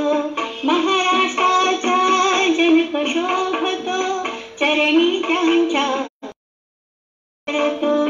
वैभवशाली भारत बघतो आम्ही संसारी. हक्क गरजला, लढला नरकेसरी, लढला नरकेसरी. लोकमान्य तो आमचा एका समाज कैवारी. लोकमान्य तो आमचा एका समाज कैवारी. स्वातंत्र्याचा हक्क गरजला, लढला नरकेसरी, लढला नरकेसरी, लढला नरकेसरी, लढला नरकेसरी. मंडळी, पुढचे वक्ते आहेत मुंबई मराठी ग्रंथ संग्रहालय ठाकूरद्वार शाखेचे अध्यक्ष, ज्यांचे भाषण ऐकण्या योग आला प्रत्यक्ष. ते असती माझे सहकारी मित्र, घेऊन आले गणेशोत्सवासह लोकमान्यांच्या शब्दांचे चित्र. हेमंत जोशी. नमस्कार, माझं नाव हेमंत मधुसूदन जोशी, राहणार गिरगाव. वजिरा येथील ज्येष्ठ नागरिक संघ हा अनेक सांस्कृतिक कार्यक्रम वेळोवेळी सादर करत असतो. अशा या ज्येष्ठ नागरिक संघाच्या सहकार्यवाह आणि सांस्कृतिक कार्यक्रमांच्या अध्यक्ष आमच्या मुंबई मराठी ग्रंथसंग्रहालय शाखेच्या बोरिवली शाखेत शाखा समितीवर कार्यरत असणाऱ्या आणि आमच्या सर्वांच्या ज्येष्ठ अशा सभासद, ज्येष्ठ सहकारी सौ अलका वठारकर यांच्याशी बोलल्यानंतर 1 ऑगस्टला येणाऱ्या लोकमान्य बाळ गंगाधर टिळक यांच्या पुण्यतिथी निमित्त आपल्याकडे कार्यक्रम सादर होणार आहे. त्यात खारीचा वाटा म्हणून लोकमान्य टिळक आणि गणेशोत्सव असा एक विषय आपल्याशी संवाद साधण्याकरता मी निवडला आहे. लोकमान्य टिळक हे आपल्या संपूर्ण भारतातल्या असंतोषाचे जनक म्हटलं वावगं ठरू नये अशी लोकमान्य टिळकांची एकंदर कामगिरी होती. लोकमान्य की आपला समाज हा जरी स्वातंत्र्य विचारांनी प्रेरित झालेला असला तरी तो अनेक जाती जमातींमध्ये, विविध धर्मांमध्ये, तसेच अनेक आर्थिक स्तरांसारख्या स्तरांमध्ये विभागला गेला आहे. आणि हा समाज चटकन एकत्र येत नाही. आणि ह्याचा फायदा घेऊन ब्रिटिशांनी 1858 नंतर फोडा आणि राज्य करा, डिव्हाइड अँड रूल हीच पॉलिसी या देशामध्ये राबवली. आणि म्हणूनच हे ब्रिटिश राज्यकर्ते इतके उद्दाम बनले आहेत. लोकमान्यांच्या हे लक्षात आलं आणि त्यांनी ठरवलं की सर्व समाजाला बांधून घेईल असा एखादा कार्यक्रम, अशी एखादी प्रेरणा आपण जर समाजाला दिली तर नक्कीच त्याचा उपयोग हा स्वराज्य मिळवून आणण्याकरता आपल्याला होणार आहे. आणि स्वराज्य हा त्यांचा जन्मसिद्ध हक्क असल्याने त्यासाठी जे जे काही प्रयत्न करावे लागतील आणि जी जी पराकाष्ठा करावी लागेल ती करण्याची लोकमान्यांची तयारी होती. आणि यालाच अनुसरून बऱ्याच विचाराअंती लोकमान्यांनी असं ठरवलं की श्रावण महिन्यात अनेक व्रतवैकल्य आणि सणांच्या निमित्ताने लोक एकत्र येत असतात, परंतु श्रावण संपल्यानंतर परत आपापल्या मार्गाला लागतात. तर त्यांच्यातल्या ह्या एकत्वाची भावना टिकवायची असेल तर भाद्रपद चतुर्थीला येणारा गणेशोत्सव आपण जर आणि मोठ्या प्रमाणात जर का साजरा केला तर या गणपतीच्या नेतृत्वाखाली, गणपतीच्या अधिष्ठपत्याखाली संपूर्ण समाज एकत्र येऊन स्वातंत्र्य चळवळीला फार मोठा पाठिंबा मिळेल. आणि म्हणूनच लोकमान्य टिळकांनी सार्वजनिक गणेशोत्सवाची कल्पना ही आपल्या भारतात मांडली आणि ती रुजवली सुद्धा. कारण बऱ्याच वेळेला अनेक नेते अनेक कल्पना मांडतात, परंतु त्या कल्पनेचं वास्तवात रूपांतर होत नाही. परंतु बाळ गंगाधर टिळक हे लोकमान्य होते, लाल बाल पाल या तऱ्हेतले होते आणि एकदा निश्चय केला की तो शेवटापर्यंत न्यायचा. हा तर लोकमान्यांचा हेका असेल. आणि आपल्या स्वराज्य रक्षणाकरता, देशहिताकरता त्यांनी हा वसा गणेशोत्सवाच्या माध्यमातून संपूर्ण समाजापर्यंत दिला. गणेशोत्सवात घेण्यात येणारे कार्यक्रम सुद्धा शाहिरांच्या पोवाड्याचे, अनेक मेळ्यांचे, स्वातंत्र्यवीरांच्या गीतांचे, शारीरिक खेळांचे असे समाजाची बांधणी करणारे असावेत असा लोकमान्यांचा कटाक्ष होता. त्यामुळे सार्वजनिक गणेशोत्सवाच्या माध्यमातून संपूर्ण जनता एकत्र झाली. सांगायला मला अभिमान वाटतो की लोकमान्यांच्या प्रेरणेने चालू झालेला पहिला गणेशोत्सव हा आमच्या गिरगावातील केशवजी नाईक चाळीत चालू झाला आणि ही परंपरा आज 7 समुद्र पार पोचली आहे. परंतु लोकमान्यांनी ही जी प्रेरणा आपल्याला दिली, गणेशोत्सवात एकत्र येण्याची प्रेरणा दिली, त्या प्रेरणेतून मंगल्याचं, मांगल्याचं, सज्जनतेचं, सृजनतेचं अशा विविधांगी कार्यक्रमांचं रूप त्या गणेशोत्सवात असावं असा त्यांचा कटाक्ष होता. परंतु कालोघात स्वातंत्र्य मिळत गेलं आणि पुढे पुढे आपला भारत देश प्रगत होत गेला. दुर्दैवाने या गणेशोत्सवाचा आज इव्हेंट होऊ पाहत आहे. आजही आपल्याला असं लक्षात येईल की गणपती आणि मंडपात असणारे 4-5 कार्यकर्ते सोडले तर बाकी लोक फक्त विविध कार्यक्रमांच्या रूपानेच एकत्र येतात, परंतु ते कार्यक्रम सुद्धा या गणेशोत्सवाला साजेसे असतातच असे नव्हे. बेधुंद बाजावरती दारू पिऊन धिंगाणा करायचा आणि त्यावेळेला एकत्र येऊन नाचायचं ही नक्कीच लोकमान्यांची शिकवण नव्हती. त्याच पद्धतीने डीजेच्या तालावरती मोठमोठ्याने आवाजाचं प्रदूषण करून पर्यावरणाला हानी पोचवावी असंही कधी लोकमान्यांना वाटलं नाही. परंतु आज आपण मात्र त्यांची तत्व ही पायदळी तुडवतोय यात शंका नाही.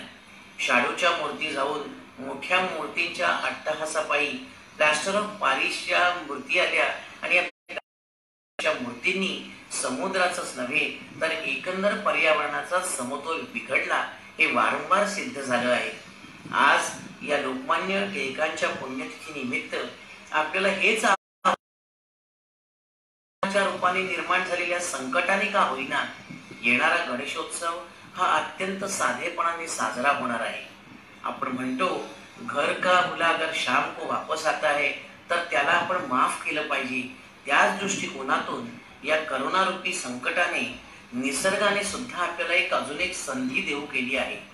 पुढच्या वर्षी सुद्धा उत्सव हा साधेपणाने पारंपरिकतेने संस्कृती रूपाने आपण जर का साजरा केला आणि त्यात वेळोवेळी पर्यावरणाचं भान ठेवलं, मूर्तींची जी उंची आहे ती साधारण 4 ते 6 फुटापर्यंतच ठेवली, तर लोकमान्यांना त्यांच्या आत्म्याला स्वर्गात निश्चितच बरं वाटेल, मनशांती मिळेल आणि परत एकदा त्यांना वाटेल की 100 वर्षांनी का होईना परत एकदा माझा भारत देश आणि माझे सारे भारतीय बांधव हे एका चांगल्या वळणावरती योग्य रस्त्यावर आले आणि माझ्या दृष्टीने असा पर्यावरणपूरक उत्सव, लोकमान्यांच्या आदर्शातला उत्सव, त्यांना अपेक्षित असलेला उत्सव जर का आपण केला तर ती लोकमान्यांना दिलेली खरी श्रद्धांजली ठरेल असं माझं मनोगत आहे.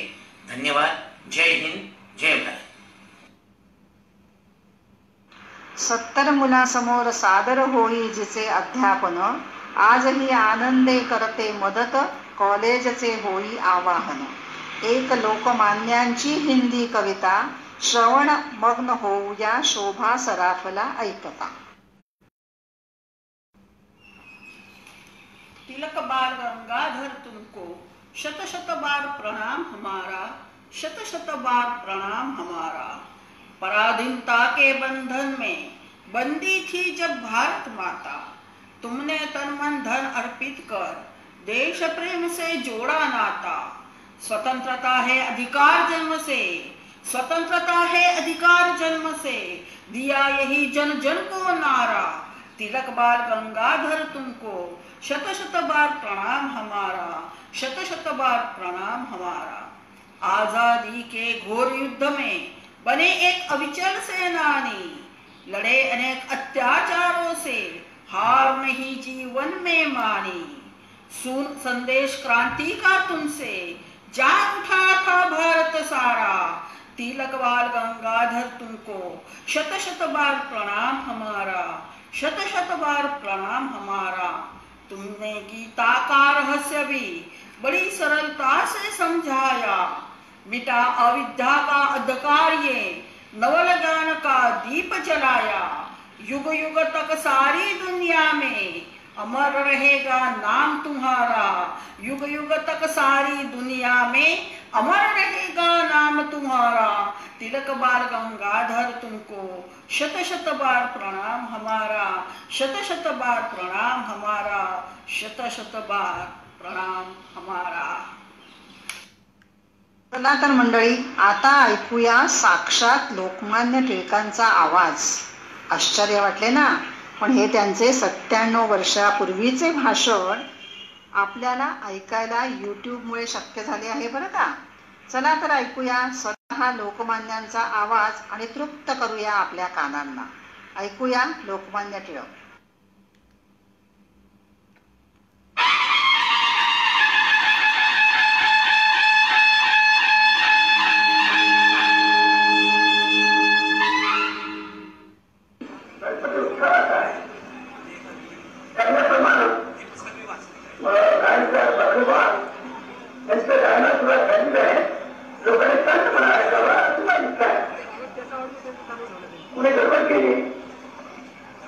तर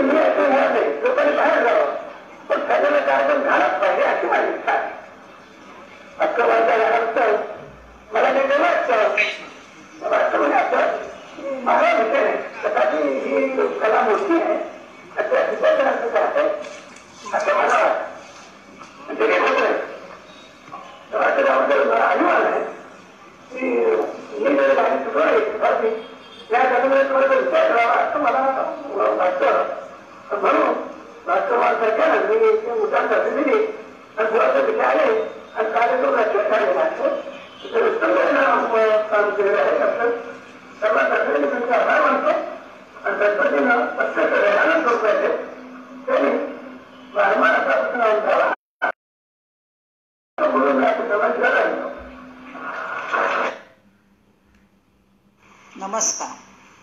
एक अवलिया आपुल्या ज्येष्ठालयाचा एक ज्येष्ठालयाचा मनापासून प्रयत्न करीती सादरीकरणाचा असाच एक ध्यास गीता निरूपणाचा लोकमान्यांच्या वेशात ऐकूया खडा आवाज श्रीराम फडकेंचा.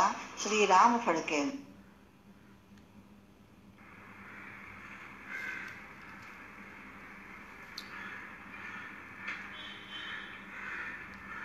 कर्मण्येवाधिकारस्ते मा फलेषु कदाचन मा कर्म फल हेतुर्मा ते संगोस्त्व कर्मणी.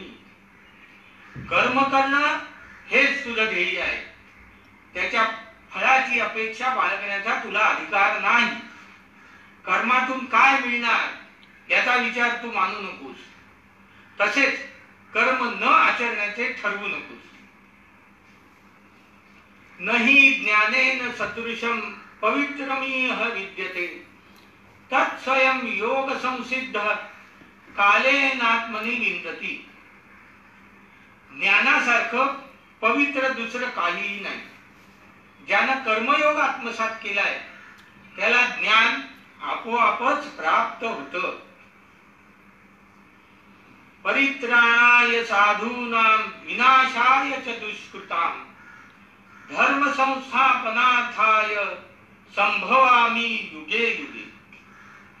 सज्जनांचं रक्षण करण्यासाठी आणि दुष्टांचा संहार करण्यासाठी धर्माची पुन्हा स्थापना करण्यासाठी वेळोवेळी मी जन्म घेतो असं श्रीकृष्ण सांगतात. वासाय नवानि गृह्णाति नरोपराणि तथा शरीराणि विहाय जीर्णान्यानि संयाति नवानि देही.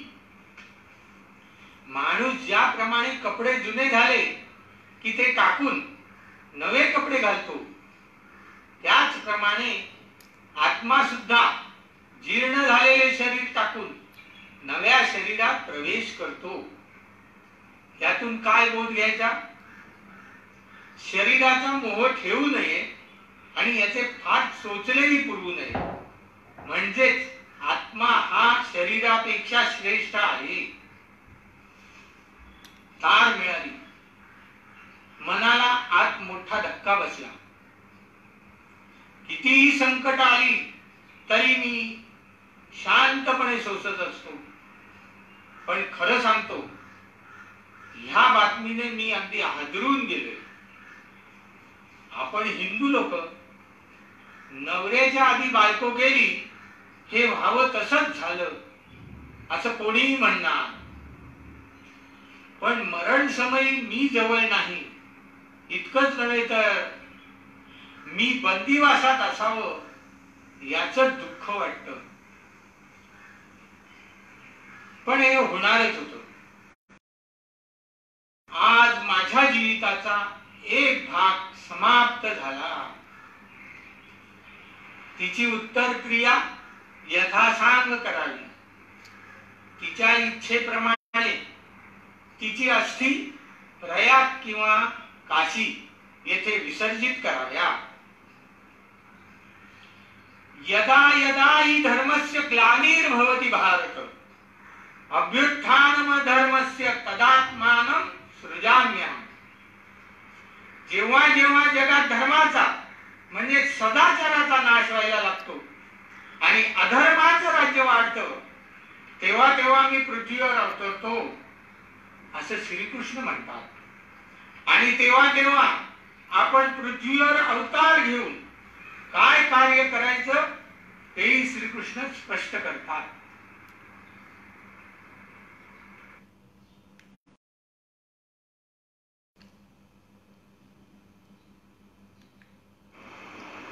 अहो, मूर्ती लहान पण छोट्याशा मेंदूत विविध विषयांचे भांडार. कुठेही केव्हाही कशावरही बोलण्या येती सत्वर. असे आपुले उत्साही कार्यवाह सुरेश देवधर घेऊन आले टिळक व्यक्तिमत्वाचे षटकार. टिळक स्मृती शताब्दी. भारतीय स्वातंत्र्य चळवळीचा लेखाजोखा मांडताना लोकमान्य टिळकांचे व्यक्तिमत्व, कर्तृत्व आणि त्यांचा सामान्यांवरील प्रभाव आजही स्थिमित करतो.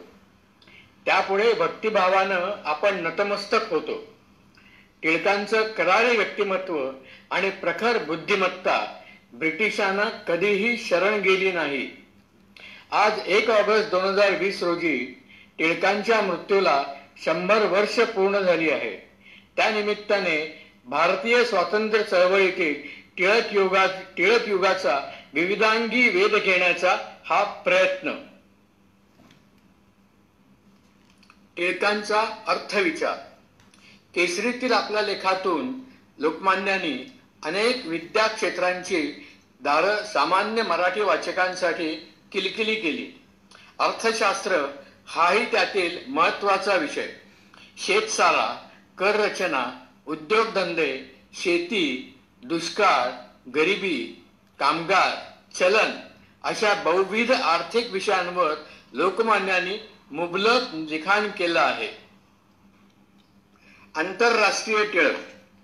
पहिल्या महायुद्धादरम्यान भारतीय स्वातंत्र्य चळवळीचा आंतरराष्ट्रीय राजकारणाशी संबंध आल्यानंतर लोकमान्य टिळकांचं नाव एकदम आंतरराष्ट्रीय स्तरावर चर्चेत आलं. इतकं की जागतिक स्तरावर क्रांतीची अपेक्षा बाळगणाऱ्या लेनिन यांनाही त्यांची भेट घ्यायची होती. कर्मयोगी संन्यासी. लोकमान्य टिळकांच्या सामाजिक राजकीय व्यक्तिमत्वावर, विचारांवर कायमच प्रकाशझोत टाकला गेला आहे. परंतु त्या पलीकडेही एक सर्वसामान्य व्यक्ती म्हणून टिळकांचं एक वेगळं अस्तित्व आणि व्यक्तिमत्व होतं जे लोभस आणि आकर्षक होतं. लोकमान्यांची सहनसिद्धी. संघर्षात शारीरिक ताकदीबरोबरच मानसिक ताकदीची तेवढीच गरज असते. ही ताकद म्हणजे श्रीकृष्णाने गीतेत सांगितलेली तितिक्षा आणि ज्ञानेश्वरांनी ज्ञानेश्वरीत उल्लेखलेली सहनसिद्धी. हीच सिद्धी टिळकांना वश होती. टिळक चरित्राचा अभ्यास करताना आपल्या असं लक्षात येतं की या माणसाने सहनसिद्धीसाठी कठोर साधना केली असणार. बालपणातले आणि तरुणपणातले टिळक चंचल आणि व्रात्यही दिसतात. कॉलेजमध्ये त्यांना ब्लंट किंवा डेव्हिल अशी टोपणनामही होती. म्हणजे मुळात काहीसा उतावळा स्वभाव असतानाही ते साधक झाले. अहो, किती आव्हानं पेलली असतील या माणसाने आयुष्यात. आपण मोठ्या गौरवाने टिळकांना भारतीय असंतोषाचे जनक अर्थात फादर ऑफ इंडियन अनरेस्ट असं म्हणतो. पण हा उल्लेख प्रथम केला व्हॅलेंटाईन चिरोल या ग्रस्ताने, तोही संपूर्णपणे नकारात्मक पद्धतीने. या चिरोल साहेबावर टिळकांनी केलेल्या नुकसानीच्या खटल्याच्या संदर्भात टिळक इंग्लंडमध्ये गेले आणि ते खटला शेवटी हरले. या खटल्याच्या निकालानंतर टिळकांनी गोखल्यानं लिहिलेले एक पत्र आपल्या साऱ्यांना ज्ञात आहे. कोणत्याही आपत्ती काळात सामोरे जाताना आपली वृत्ती कशी असावी हे टिळक सांगताहेत. हा आहे तितिक्षेचा परमोच्च बिंदू. ज्ञानेश्वरांना त्यांचा सहनसिद्ध लोकमान्यांमध्ये सापडला. केसचा निकाल अनपेक्षित लागल्याने मी खचून गेलो असेल ही समजूत पूर्णपणे निराधार आहे. माझ्यावर अगदी आकाश जरी कोसळले तरी निराश न होता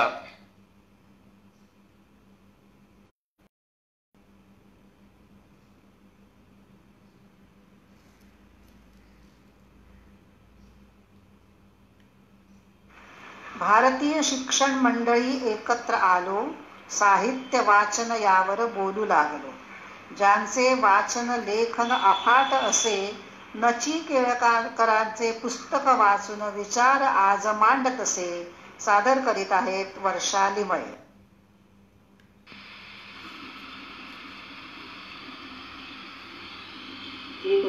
लोकमान्य टिळक पुण्यतिथीच्या शताब्दीच्या निमित्ताने मी वाचलेल्या लोकमान्य टिळकांच्या चरित्राविषयी सांगत आहे. लोकमान्य टिळक यांचे चरित्र असे पुस्तकाचे नाव असून ते नरसिंह चिंतामण केळकर यांनी लिहिले आहे. पूर्वार्ध आणि उत्तरार्ध असे 2 स्वतंत्र खंड असून ऑक्टोबर 2012 रिया पब्लिकेशन कोल्हापूर यांचे हे प्रकाशन आहे. अजय डिस्ट्रीब्युटर्स कोल्हापूर हे प्रमुख वितरक आहे. हे चरित्र पूर्वार्ध मी नुकतेच वाचायला घेतले असून त्याची फक्त 60 पाने माझी वाचून झाली आहे. यात टिळक कुलवृत्तांत, बालपण व विद्याभ्यास याचा समावेश आहे. हा पूर्वार्ध 1923 साली प्रसिद्ध झाला असून त्यात सन 1899 सालापर्यंतची हकीकत दिलेली आहे.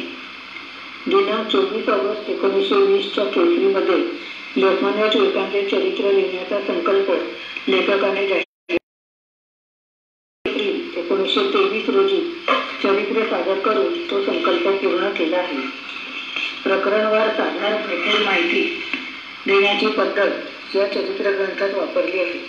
हा चरित्र ग्रंथ लिहिताना आपण ते का लिहित आहोत, कोणत्या पद्धतीने लिहित आहोत आणि लिहिताना आपल्याला कोणत्या प्रकारची साधने, सामग्री, माहिती कशी मिळाली याचे विस्तृत विवेचन लेखकाने आपल्या दीर्घ प्रस्तावनेत केले आहे. सन 1923 मध्ये लिहिले गेलेले प्रसिद्ध झालेले हे चरित्र आता जवळजवळ 100 वर्षांनंतर वाचताना मराठी भाषेतील वाक्यरचनेतील बदल लक्षात आल्यावाचून राहत नाही. सुरुवातीसच कोकण भूमीची वैशिष्ट्ये, तेथे राहणारा ब्राह्मण वर्ग, त्यांची स्वभाव वैशिष्ट्ये इत्यादी बाबत विवेचन आहे. लोकमान्य टिळकांचा संपूर्ण कुलवृत्तांत, त्यांची वंशावळ दिली आहे. लोकमान्य टिळकांचे वडील गंगाधर पंत यांच्याबद्दल, त्यांचे शिक्षण, व्यवसाय, त्यांचा स्वभाव, वागणे, त्यांनी लोकमान्य टिळकांचा शाळेत जाण्यापूर्वी अभ्यास कसा व किती करून घेतला, बाळाने कोणत्या प्रकारचे शिक्षण घ्यावे, कोणता व्यवसाय करावा याचे मार्गदर्शन स्वतःच्या पश्चात लोकमान्य टिळकांच्या शिक्षणासाठी त्यांनी करून ठेवलेली आर्थिक तरतूद या गोष्टींची माहिती या चरित्र ग्रंथात मिळते. त्यांच्या सेवानिवृत्तीच्या वेळेस त्यांच्या सहकार्याने केलेल्या भाषणाचाही यात उल्लेख आहे. तसेच अजून एक गोष्ट वाचायला मिळते ती ही की त्या काळी इंग्रजांना गंगाधर पंत यांनी 1000 रुपये 100 मीलसाठी दिले होते. ती रक्कम ठेव म्हणून वापरून त्यावरचे व्याज दरवर्षी त्यांना इंग्रजांकडून मिळत असे. लोकमान्यांच्या विवाहापूर्वी त्या खर्चासाठी ती रक्कम आपणास मिळावी म्हणून त्यांनी इंग्रज सरकारला लिहिलेले एक 1870 सालातले पत्रही या पुस्तकात छापले आहे.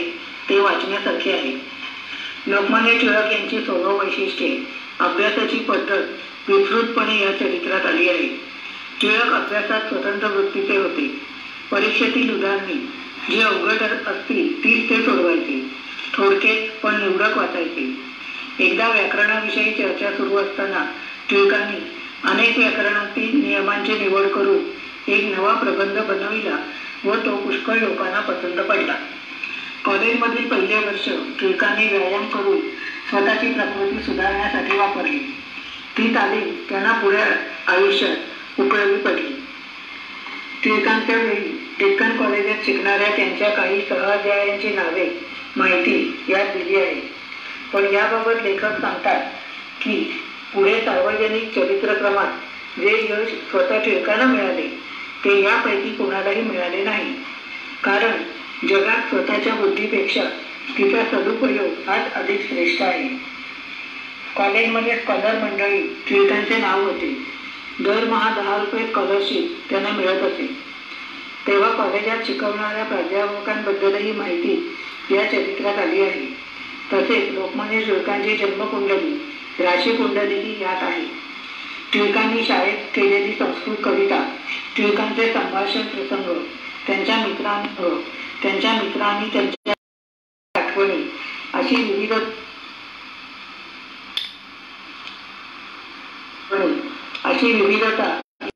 विविधता या चरित्र ग्रंथात आढळून येते. लोकमान्य टिळकांच्या स्मृतिशताब्दीच्या निमित्ताने हे चरित्र वाचायची संधी वाचकाने जरूर घ्यावी. मला माहिती सांगण्याची संधी दिली त्याबद्दल धन्यवाद. टिळकांच्या पवित्र स्मृतींना माझे विनम्र अभिवादन.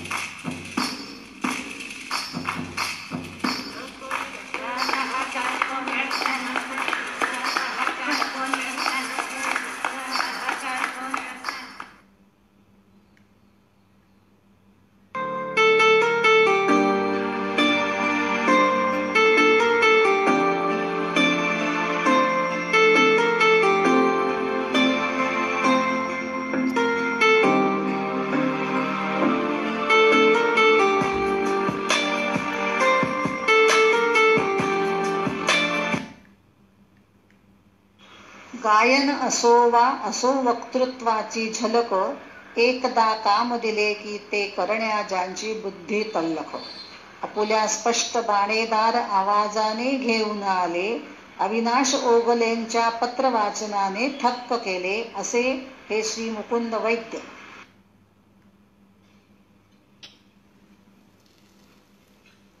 टिळक, पुन्हा एकदा विनम्र श्रद्धांजली. 1 ऑगस्टला आम्ही तुमचे नामस्मरण केले टिळक महाराज. ती शेंगांच्या टरफलाची गोष्ट पुन्हा काही खातात आणि शेंगा खाल्ल्यावर टरफल इथे तिथे नाही तर खाऊन टाकतात. शेंगा खाल्ल्याचा कुठलाच पुरावा ठेवत नाहीत मागे. संत शब्द तुम्ही 3 प्रकारे, आता संत शब्द कुठल्याच प्रकारे लिहावा लागत नाही. फारसा संत व्हायचा कोणी प्रयत्नही करीत नाही. कुणालाच तेवढी उसंत नाहीये. स्वातंत्र्यासाठी तुम्ही तुरुंगवास भोगलात. स्वतंत्र भारतात आता तुरुंगवास उपभोगता येतो. मंडालेहून निघालेला स्वातंत्र्याचा रस्ता आता आर्थर रोड पाशी येऊन थांबतोय आणि तिथे देशद्रोह्यांना मिळणाऱ्या सुखसोयींची हेवा करण्यासारखी व्यवस्था बघून बाहेरच्या देशप्रेमी कायदा पालक सज्जनालाही असूया वाटायला लागले. तुम्ही लिहिलेलं गीता रहस्य, यातली बरीच रहस्य आता नव्याने उलगडू लागली आहेत. कौरव पांडव उगीच राज्यासाठी लढत बसले नाहीत, तर आता ते युती करून सत्ता उपभोगतात. आप्त स्वकीयांशी कसा लढू हा प्रश्न आता कुठल्याच अर्जुनाला पडत नाही. बाप, भाऊ, मामा, काका, गुरु कुणाच्याही पाठीत सहज खंबीर खुपसतो आजचा अर्जुन. वस्त्रहरण तर नित्याचेच झालेले आहेत, पण कृष्णाने पाठवलेली वस्त्र कधीच पोहोचत नाहीत कुठल्याच द्रौपदीपर्यंत. टिळक, आता केसरी शब्दाचा अर्थही कळत नाही कोणाला. डरकाळ्या फोडणाऱ्या कुठल्याच सिंहाचा आता भरोसा राहिला नाही. सांगता येत नाही कधी कुणाच्या ताटाखालचे मांजर बनून जातील ते. चिंतन मनन हवापालट करायला तुम्ही सिंहगडावर जाऊन राहायचात ना. पण लोकमान्य, तिथली हवा सुद्धा आता खूप पालटली आहे. गडाच्या पायथ्याशी आता रेव पार्ट्या चालतात. सिंह तर तेव्हाच गेला. गड राखणं पण आता कठीण झालंय. तुम्ही सार्वजनिक केलेला गणपती उत्सव खूप लोकप्रिय होतोय. दिवसेंदिवस प्रत्येक गल्लीचे, बोळाचे, वाडीचे स्वतंत्र गणपती झालेत. आता गणपती बुडवायला समुद्रही अपुरा पडेल बहुतेक असं वाटायला लागलाय. सरकारचं डोकं ठिकाणावर आहे काय असा प्रश्न तुम्ही केला होता. आता सरकारचं डोकं काय, सरकारच ठिकाणावर नसतं सरकार अस्थिर ठेवण्याचे फायदे कळून चुकलेत सगळ्या.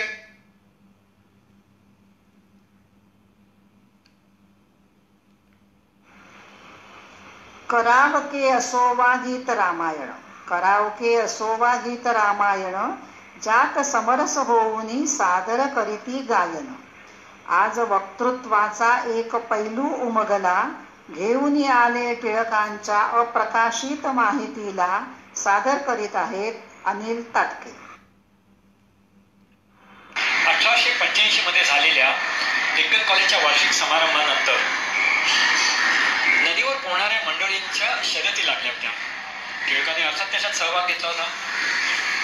त्यांनी नुसता सहभाग नव्हता घेतला, ते पहिलेही आले. पण त्यानंतर टिळकाने सगळ्यांना पोहण्याची वेगवेगळी प्रात्यक्षिकं करून दाखवली. एकदा तर त्यांनी पाण्याखाली एवढा वेळ काढला की 2-3 जणांनी घाबरून पाण्यात उड्या मारल्या त्यांना शोधण्यासाठी. टिळक दूर कुठेतरी एका झाडाच्या आड किनाऱ्याला लागले आणि नदीतून बाहेर पडून चालतच आले आणि आपल्या ह्या जे सगळे सहकारी होते, जे हे सगळे बघत होते, त्यांचं स्विमिंग पोहण्याचं जे बघत होते, त्यांच्या अलगद मागे उभे राहिले आणि विचारू लागले, काय चाललंय, काय प्रकार आहे हा. जवळच उभा असलेला एक त्यांचा पारशी मित्र, कावोजी नावाचा त्यांचा पारशी मित्र, त्याला जेव्हा कळलं की आपण फसवले गेलोय तर तो जरा रागावला आणि त्यानं म्हणाला, अरे तू आमच्या पाठी कधी उभा राहिलास आम्हाला कळलंही नाही. आणि त्यांना जोरात धपाटाही घातला. पण यानंतर टिळकाने तरुण मुलांची शक्ती कशी योग्य ठिकाणी लागावी याच्यावर पोहण्यातून त्यांना मार्गदर्शन केलं. त्यांना सांगितलं, जी काही थोडी तरुण मंडळी होती त्यांना सांगितलं, आता मी तुम्हाला आणि एक पोहण्याचं प्रात्यक्षिक करून दाखवतो. उघडलेली छत्री हातात पकडली त्यांनी आणि फक्त पायाने त्यांनी एक मोठी राऊंड नदीत घेतली. त्यांना एवढंच दाखवायचं होतं की आपली जर इच्छा असेल तर आपल्या शक्तीचा आपण कसा व्यवस्थित वापर करू शकतो. आणि ते त्याने प्रात्यक्षिक व्यवस्थित करून दाखवलंही.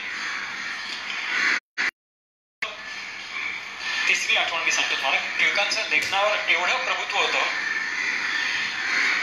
वाचन त्यांचं दांडगं होतं, त्याच्यामुळे त्यांचं वाचनावरही लेखनावरही व्यवस्थित प्रभुत्व होतं. जगातील सर्व विद्वानांना लिपवून टाकेल असा एखादा ग्रंथ आपण लिहून काढावा असं त्यांच्या खूप दिवस मनात येत होतं. अँटिक्विटी ऑफ वेदास या विषयावर त्यांनी त्यांनी ग्रंथ रूपात त्याचं भाषांतर केलं. हे भाषांतर केल्यानंतर त्याला देशात आणि विदेशात एवढी प्रसिद्धी मिळाली की चॅटफिल्ड नावाचे त्यांचा जो एक गोरा साहेब होता, त्याने त्या एवढ्या सगळ्या पुस्तकांचा प्रसिद्धी खर्च निघण्यासाठी 200 प्रती विकत घेतल्या. म्हणजे त्यांना यांचं हे लेखन, या विषयावरचं लेखन एवढं आवडलं की ते त्यांनी आपल्या कृतीतून दाखवूनच दिलं. चौथी मी तुम्हाला एक आठवण सांगणार आहे, ती आहे त्यांचं वकिलीत किती प्रभुत्व होतं हे मला आता जरा सांगायचंय. थोडक्यात सांगतो. दुष्काळच्या काळात शेतकरी वर्गाची गाऱ्हाणे सरकारपुढे मांडायची याच्यासाठी त्यांनीच स्थापलेल्या सार्वजनिक सभेचं माध्यम आपण कसं वापरू, कारण सार्वजनिक सभेची परंपरा होती, लोकांची दुःख गाऱ्हाणे सरकारपुढे मांडायची. सोलापूरच्या विणकर लोकांचे प्रश्न सरकारपुढे मांडावे याचा त्यांनी विचार केला. सोलापूरच्या विणकर शेतकऱ्यात जेव्हा हे कळलं तेव्हा त्यांच्यात खूप वीरश्री संचारली. आपले प्रश्न लोकमान्य टिळक खूप आनंद झाला होता.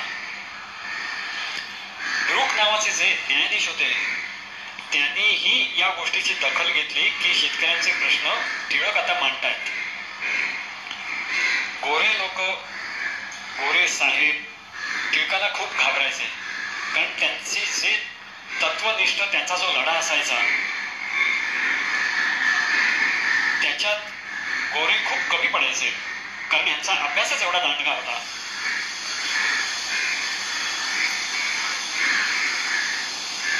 ही केस चालवण्यासाठी गावावर एका वेगळ्या ठिकाणी सोय केलेली होती, जिथे शांतपणे ही केस करता येईल, व्यवस्थित चालवता येईल.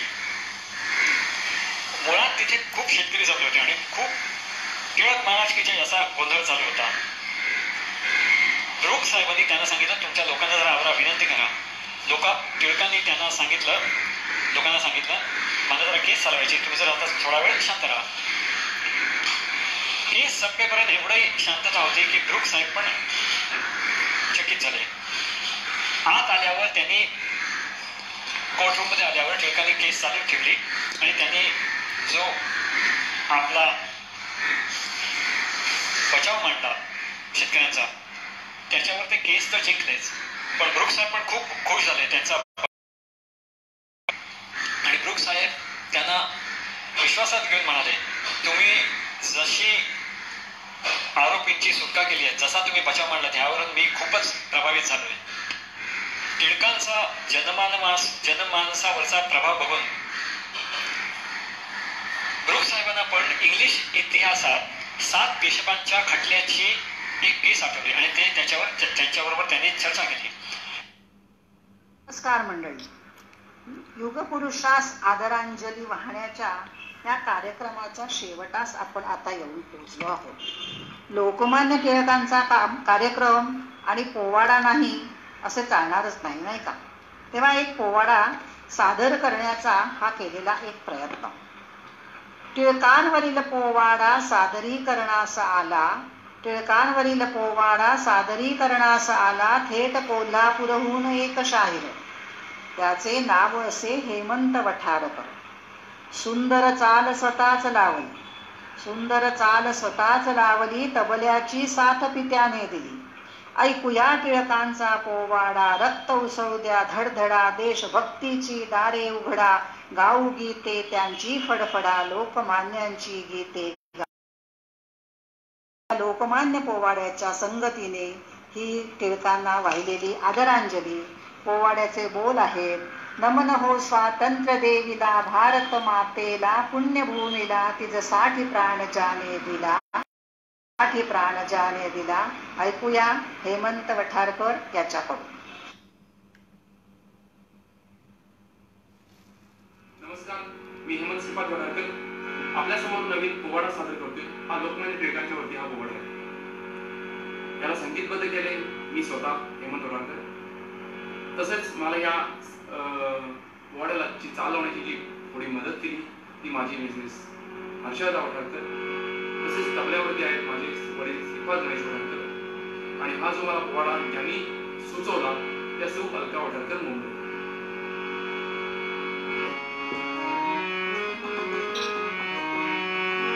नमन हो स्वातंत्र्य देवीला,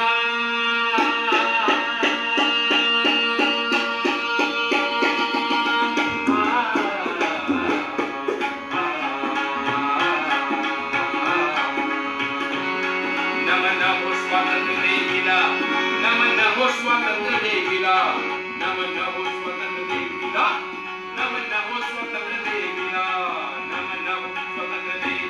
भारत मातेला, तिच्यासाठी प्राण जाने दिला, तिच्यासाठी प्राण जाने दिला, देह जिजविला लढा उभारला, देह जिजविला लढा. वंदुच्या टिळक चरणाला वंदुच्या टिळक चरणाला वंदुच्या टिळक चरणाला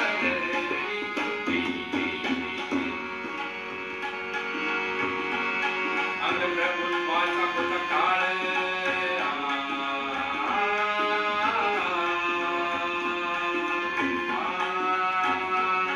अंगप्रभुत्वाचा होता काळ, अंगप्रभुत्वाचा होता काळ, अंगप्रभुत्वाचा होता काळ, जनतेसाठी काळ, मला सुकाळ, अशा वेळी जन्मला हा बाळ, अशा वेळी जन्मला हा बाळ, अशा वेळी जन्मला हा बाळ.